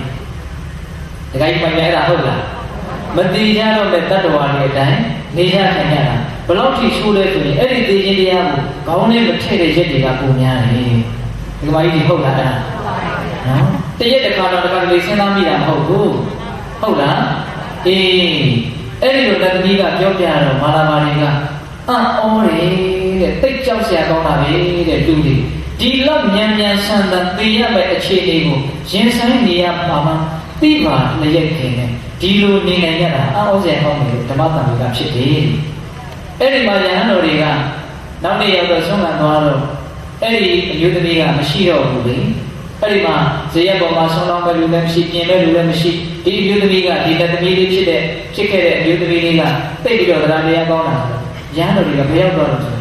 အရှင်ဘုရားသိသွားပြီအဲ့ဒီမှာယဟန်တော်တွေကမြတ်စွာဘုရားကိုပြန်လျှောက်တယ်အရှင်ဘုရားပฏิပူဇိကာလို့အမည်ရတဲ့အဲ့ဒီအမျိုးကောင်းသမီးလေးသိသွားတယ်ဘယ်ရောက်တော့ဘုရားဒီအဲ့ဒါသူ့လင်ဟောင်းပြီးပြန်ရောက်သွားတယ်အဲ့ဒီမှာမြတ်စွာဘုရားကဆက်ဆက်ပြီးတော့တတ္တဝါတွေရဲ့အထူးသဖြင့်လူတွေရဲ့ဘဝဆိုတာဘာမှကြာတာမဟုတ်ဘာမှမကြာဘူးမလို့တတ္တဝါတွေကကုသိုလ်ကောင်းတဲ့မှာဆုံးလောင်းပဲမရှိပြင်မဲ့လူလည်းမရှိဒီအမျိုးသမီးကဒီလက်သမီးလေးဖြစ်ခဲ့တဲ့အမျိုးသမီးလေးကတိတ်ပြီးတော့တရားတရားကောင်းတာရဟန်းတော်တွေကဘယ်ရောက်တော့လဲအရှင်ဘုရားသိသွားပြီအဲ့ဒီမှာရဟန်းတော်တွေကမြတ်စွာဘုရားကိုပြန်လျှောက်တယ်အရှင်ဘုရားပฏิပူဇိကာလို့အမည်ရတဲ့အဲ့ဒီအမျိုးကောင်းသမီးလေးသိသွားတယ်ဘယ်ရောက်တော့ဘုရားဒီအဲ့ဒါသူ့လင်ဟောင်းပြီးပြန်ရောက်သွားတယ်အဲ့ဒီမှာမြတ်စွာဘုရားကဆက်ဆက်ပြီးတော့တတ္တဝါတွေရဲ့အထူးသဖြင့်လူတွေရဲ့ဘဝဆိုတာဘာမှကြာတာမဟုတ်ဘာမှမကြာဘူးမလို့တတ္တဝါတွေကကုသိုလ်ကောင်းမှုကိုပြုရကောင်းမှမသိပဲနဲ့ပန်းခိုးတဲ့လူမှာသူကြိုက်တဲ့ပန်းလေးတွေကိုရွေးချယ်ပြီးတော့ရွေးနေတဲ့လူမျိုးတတ္တဝါတွေကအာရုံတွေကိုအမျိုးမျိုးရွေးချယ်ပြီးတော့နေခြင်းမှာပဲသိကြရတယ်။ကံကြီးတဲ့စိတ်ရှိနေခြင်းမှာပဲသိကြရတယ်။အာယုန်တွေကိုရှာဖွေရေးရရှိရေးသုံးဆောင်ရေးသိသိရေးမှာမရောင်ရဲခင်မှာပဲသိကြရတယ်မြတ်စွာဘုရားခုနကလည်းခေါ်တာဟုတ်လားဒါကြောင့်တရားမှာပေါ်တူတာကောင်းတယ်တတ္တဝါတွေရဲ့ဘဝဆိုတာရောင်ရဲနေနေခြင်းမရှိဘဲနဲ့တဏှာစေခိုင်းတာကိုပြုလို့ရင်းတဲ့အချိန်ကုန်ကြရတာတတ္တဝါတိုင်းဒီတဏှာရဲ့ကြီးချွန်ပဲဆိုတာထင်ရှားတယ်ပေါ့လားထင်ရှားတယ်အာရတဲ့ရောင်ရည်တဲ့တင်းတိမ်တယ်လို့မရှိဘူးဟုတ်လားမြတ်စွာဘုရားကတော့ဟောပါတယ်အတမြာမူကြီးရွာချအောင်တောင်တတ္တဝါတွေမှာကျင့်တတ်တယ်ဆိုတာမရှိနိုင်ဘူးတဲ့ကျင့်တတ်တယ်ဆိုတာဘလို့ဆန္ဒမရှိမှဖြစ်တဲ့ကိစ္စနောက်တစ်ခါဒီမိုင်းညဘလို့ဆန္ဒရှိနေသေးတယ်ညဘယ်တော့မှကျင့်တတ်မှုဆိုတာမရှိဘူးဘလို့ဆန္ဒရဲ့နောက်ွယ်မှာစိုးရင်ရဲ့အမြဲတမ်းရှိနော်ရှားပါမလားဟုတ်လားကြာပြီးသားဆိုလို့ရှိရင်လည်းပြည့်ပြတ်သွားမှရှိလားဆုံးမြတ်ဆုံးသွားမှရှိလားစိုးရင်မရှိဘူးလားအေးအလိုဆန္ဒရဲ့နောက်ပေါ်မှာအဲ့ဒီလိုစိုးရင်ခြင်းတွေမကျေနပ်ခြင်းတွေပူပန်ခြင်းတွေအမြဲတမ်းရှိအဲ့တော့တကယ်ကျေနပ်တယ်ဆိုတာအလိုဆန္ဒကင်းနေတဲ့အချိန်မှာဖြစ်တဲ့သဘောဟုတ်ရဲ့လားဒါကြောင့်မေတ္တာပေါင်းသူတော်ကောင်းတို့လောကကြီးရဲ့စတုထသဘာဝတတ္တဝါတိုင်းဟာအမြဲတမ်းရော့နေတယ်တင်းနေရောင်ရဲတယ်လို့မရှိဘူးအလိုဆန္ဒရဲ့ကြီးကြုံမျှတာဖြစ်တယ်ဆိုတာကိုနားလည်ပြီးတော့တို့အသိဉာဏ်ရှိတဲ့ဘဝသာသနာနဲ့တွေ့တဲ့ဘဝမှာအလိုဆန္ဒတွေခိုင်းတာတွေကိုလုပ်ရင်းနဲ့တန်ဖိုးရှိတဲ့အချိန်ကြီးကုန်မယ်ဆိုရင်တော့ချိန်ကုန်ရကျိုးမတတ်ပါဘူးလို့စဉ်းစားတယ်ဟုတ်လားစဉ်းစားတယ်ကိုရိုးစီးပွားအစ်အမှန်ကိုရှာဖွေရင်းနဲ့အချိန်ကုန်တဲ့လေလို့ဒါလေးကိုစဉ်းစားသိချင်တာအမြဲတမ်းရဖို့အမြဲတမ်းရဖို့ကြီးအချိန်ကုန်မယ်ဆိုရင်ဘဝဟာသိမြင့်မြတ်တဲ့အတွက်ကြောင့်ရဖို့ကြီးလုံနေသောအလုပ်ကြီးမြင့်မြတ်တဲ့ဘဝနဲ့ထိုက်တန်တဲ့အလုပ်လို့ပြောလို့မရပါဘူးဒီဘဝကြီးကသိပြီးတော့ကြီးကျယ်မြင့်မြတ်တဲ့အတွက်ကြောင့်ရှာတဲ့အလုပ်ကလေးလုပ်ရုံမျှနိုင်တော့အဲ့ဒီအလုပ်နဲ့ဘဝနဲ့မထိုက်တန်တာသိကြတယ်ဟုတ်ရဲ့လားဟိုသိပြီးတော့ကြီးကျယ်တဲ့ဟိုပမောက္ခချုပ်ကြီးတယောက်ကဟိုဒီမျက်စိလေးတဲ့အမိုက်ကျုံးတဲ့အလုပ်လောက်ကိုလုပ်နေမယ်ဆိုရင်တော့သူတက်ထားတဲ့ပညာတွေနဲ့သူ့အခြေအနေသူ့လုပ်ပိုင်ခွင့်အကြီးအကျယ်ကြီးနဲ့သူလုပ်နေတဲ့အလုပ်ကြီးလိုက်ဖက်တယ်လို့ပြောလို့မရဘူးသူ့အလုပ်ကသိမြင့်မြတ်တဲ့အတွက်ကြောင့်သိမြင့်မြတ်တာနဲ့တာနဲ့သူ့ဘဝဟာထိုင်တယ်အဲ့လိုပဲဓမ္မတော်အရှင်တို့လူလာဖြစ်တယ်သိပြီးတော့ဖြစ်တော့ဖြစ်ခဲလူဖြစ်တာမှရိုးရိုးမဟုတ်တန်လျာကလွတ်မြောက်ကြောင်းကိုနီးမှန်လမ်းမှန်ညွှန်ကြားနိုင်တဲ့သာသနာတော်ကြီးရဲ့အဆိုးမှကိုရပြီးတဲ့လူဖြစ်နေတာ။ဒါကြောင့်ရိုးရိုးလူမဟုတ်ဘူးနော်။ဒကာဓမ္မတို့ဦးဇင်းတို့ဘဝဟာရိုးရိုးဘဝမဟုတ်ဘူး။ဟုတ်လား။ ရိုးရိုးလူမဟုတ်တဲ့အတွက်ကြောင့်ရိုးရိုးအလုပ်လုပ်နေတော့ဒီဘဝဒီမထိုက်တန်သေးဘူးဘလို့ပဲရှာနိုင်ချီးမွမ်းတယ်မဟုတ်ပါဘူးဟုတ်လားကိုရှင်တို့ဒါလေးနဲ့ပတ်သက်ပြီးတော့မြတ်စွာဘုရားတက်ကတုတ်တန်ဆိုပြီးတော့ဆွေတော်မျိုးတော်ဒီကိုရောက်တယ်တက်ကတိုင်းတယ်ရောက်တော့ဒကာကြီးဒီမှာကြီးများကိုမေးတယ်မြတ်စွာဘုရားကဒကာကြီးတို့ဥပုံနေတယ်ဥပုံဆောင်ရရလားလို့မေးတာမေးတော့မှန်ပါဗျာရံဖန်ရံခါစောင့်ပါရဲ့ဗျာအဲ့ဒီအဖြစ်ကိုမြတ်စွာဘုရားမကြိုက်သင်တို့ဟာတဲ့တေခြင်းကြီးဟူသောဘေးနဲ့အမြဲတမ်းပုကတ်ရှင်ဆက်နေသည်ဖြစ်ပါလျက်ခင်တဲ့တခါတလေမှဥပုံဆောင်နေဆိုတော့သင်တို့ဘဝအရာမတော်လေစွာမြတ်စွာဘုရားပြည့်တင်တာနော်အဲ့ဒီလိုပြည့်တင်ပြီးတော့မြတ်စွာဘုရားကဘာအမိန့်ရှိလဲဆိုတော့တခါကြီးလို့တဲ့ငါပြောပြတယ်စိတ်ရှိလက်ရှိပြောတာလည်းမြတ်စွာဘုရားကပြိပြီးတော့အစွမ်းထက်လို့လက်ရုံးကိုအားကိုးပြီးတော့ပစ္စည်းတွေရှာမယ်ဆိုကြပါစို့တဲ့တရက်ကိုအတရားသို့မဟုတ်အတရားတစ်ထောင်ရှာအဲ့ဒါနေတိုင်းနှစ်တရာကာလပတ်လုံးရှာပြီးတော့သိမ့်လိုက်တာပစ္စည်းတွေအများကြီးရှိလာတယ်ဆိုကြပါစို့တဲ့ပစ္စည်းရှာတာနော်အဲ့ဒါလောက်ချမ်းသာကြွယ်ဝတဲ့ပုဂ္ဂိုလ်ဟာချမ်းသာဒုက္ခကြီးတက်9ရက်လောက်ခံစားလို့ရပါမလားမရပါဘူးဗျာဒါဖြစ်ရင်6ရက်5ရက်4ရက်မရ1ရက်မရတနာမရချမ်းသာကြီးတက်တနာကြီးတော့ခံစားလို့မရကိုရှာထားတဲ့ပစ္စည်းတွေရဲ့ချမ်းသာနိုင်စွမ်းကိုမြတ်စွာဘုရားစီစစ်ပြတာနော်ဘလောက်ကောင်းတယ်ဒီဟာကဘလောက်ကောင်းတယ်ဟိုဟာကဘလောက်ကောင်းတယ်ဆိုတာဝေဖန်နေတာဟုတ်လားအဲ့တော့လက်ရုပ်အားကိုပြီးတော့တက်လုံးပင်ပန်းရှာထားတဲ့ဒီပစ္စည်းနဲ့ချမ်းသာဒုက္ခကိုတဏှာကြီးတောင်ဇက်တိုက်ခံစားလို့မရဟုတ်လားအဲ့ဒီမှာမြတ်စွာဘုရားကငါထိုးထွင်းပြီးတော့သိထားတဲ့တရားကို9နှစ်လောက်နဲ့ကြိုးစားမယ်ဆိုဒါရှာလို့ရတာကဘလောက်ဟိုဟာကိုရှာလို့ရလာရင်ဘလောက်ဒါလေးကိုမြတ်စွာဘုရားနှိုက်ပြတယ်နော်ဒါကြောင့်စာဝတ်နေရေးအခြေခံရှိတဲ့အတွက်ကြောင့်မရှာလို့လည်းဖြစ်ပါဘူးသို့တော့သာသနာနဲ့လူဖြစ်ကျိုးနတ်စွာတွေ့လာတဲ့ပုဂ္ဂိုလ်တွေအတွက်အဲ့ဒီစာဝတ်နေရေးလေးလောက်ကြိုးစားနေုံမျှတယ်ဒီအလုပ်တွေကကိုယ့်ဘဝနဲ့ထိုက်တန်ပြီလို့ပြောလို့ရပါမလားမရဘူးမြတ်စွာဘုရားကအဲ့ဒါလိုနှိုင်းရှင်ပြီးတော့ဟောတာတရားကိုရှာမယ်ဆိုရင်တော့သာဝရချမ်းသာသွားရနိုင်တယ်ဒါကြောင့်ရှာလို့ရတဲ့အခွင့်သာတဲ့အခိုက်ကလေးမှာရှာပါဆိုတဲ့အဓိပ္ပာယ်နဲ့မြတ်စွာဘုရားဟောထားတာရှိပါတယ်အဲ့ဒါလေးကိုဦးဇင်းတို့ပြောမဲ့အစီအစဉ်ထဲမှာမပါဘူးမလို့စကားဆက်ပြီးလို့ပြောလိုက်ပါတယ်ဟုတ်လားဒါကြောင့်တတ္တဝါတွေဒီတဏှာရဲ့အလိုဆန္ဒရဲ့ခိုင်းစီရာတွေကိုပဲအမြဲတမ်းလုပ်နေကြရတာအဲ့ဒါကိုစဉ်းစားပြီးတော့တို့တစ်ခါတလေလေးလောက်တော့ဟုတ်လားတက်နိုင်ရင်တရက်2ချိန်3ချိန်လောက်သူတော်ကောင်းတရားကိုတို့စွမ်းတမရှာမယ်ဆိုတဲ့စိတ်ကူးလေးမဝေးနိုင်ဘူးလားဝေးတယ်ဒါကြောင့်ရှင်ရထပါဠိအမြဲတမ်းတဏှာရဲ့အလိုဆန္ဒကြီးလိုက်နေလို့ဒုက္ခတွေပင်နေဝေခဲ့တာဒါကြောင့်တဏှာရဲ့အလိုဆန္ဒကကင်းလွတ်အောင်ငါသည်ယဟန်ပြုခဲ့တယ်တဏှာလက်ကလွတ်အောင်ရုံထွက်ဖို့အတွက်ငါယဟန်ပြုခဲ့တယ်လို့သူကတော့အဲ့လိုအရှင်းရှင်းပြောတာပေါ့ဗျာသူကတော့ယဟန်နာပုဂ္ဂိုလ်ကြီးဆိုတော့အဲ့လိုပြောတာပေါ့ဟုတ်လားအေး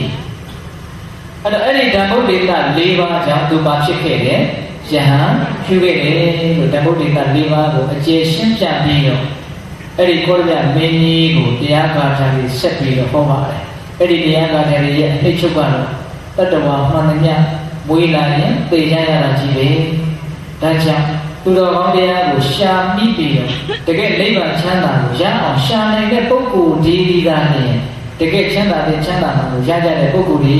လို့အဲ့ဒါလိုအနှစ်ချုပ်ပြောပြပြီးတော့ရထပါဠတုတ်တံကိုအဲ့ဒီမှာဒီကုန်းချုပ်ထားတယ်အဲ့ဒီရထပါဠမထေရကြီးဘယ်အရာမှာဣတိရရတာလဲဆိုလို့ရှိရင်တတ္တတရားနဲ့ယဟန်ပြုခဲ့တဲ့ယဟန်နေတဲ့မှာဣတိရရတာဟုတ်ရဲ့လားတတ္တတရားနဲ့ယဟန်ပြုတဲ့အရာမှာဣတိရရတာအဲ့ဒါရှင်ရထပါဠရဲ့အကြောင်းဦးဇင်းတို့တရားဟောတာလည်းပဲတဏှာကြီးနဲ့15မိနစ်တိတိရှိပါဟုတ်လားဒီဒါကြောင့်ဒီနေ့တရားအနှစ်ချုပ်ကတော့၄မျိုးပေါ့ဟုတ်လားဒီအဲ့ဒီတရား၄မျိုးကိုပေးတဲ့တော်တော်ကောင်းတို့စဉ်းစားပြီးတော့အိုခြင်းနာခြင်းသေခြင်းကလွတ်မြောက်ရနိဗ္ဗာန်ကိုရအောင်ကြိုးစားနိုင်ကြပါစေဟုတ်လားစောင့်ရှောက်သူမဲ့ကိုယ်ရမဲ့တဲ့လောကကြီးကလွတ်မြောက်အောင်ကြိုးစားနိုင်ကြပါစေကိုယ်ပိုင်ဥစ္စာမရှိတဲ့လောကကြီးတွေက လွတ်မြောက်အောင်ကြိုးစားနိုင်ရပါစေအလိုဆန္ဒရဲ့ခိုင်းရှိမှုကနေလွတ်မြောက်အောင်ကြိုးစားနိုင်ရပါစေလို့ဦးဇင်းတို့ဆန္ဒပြုရင်းနဲ့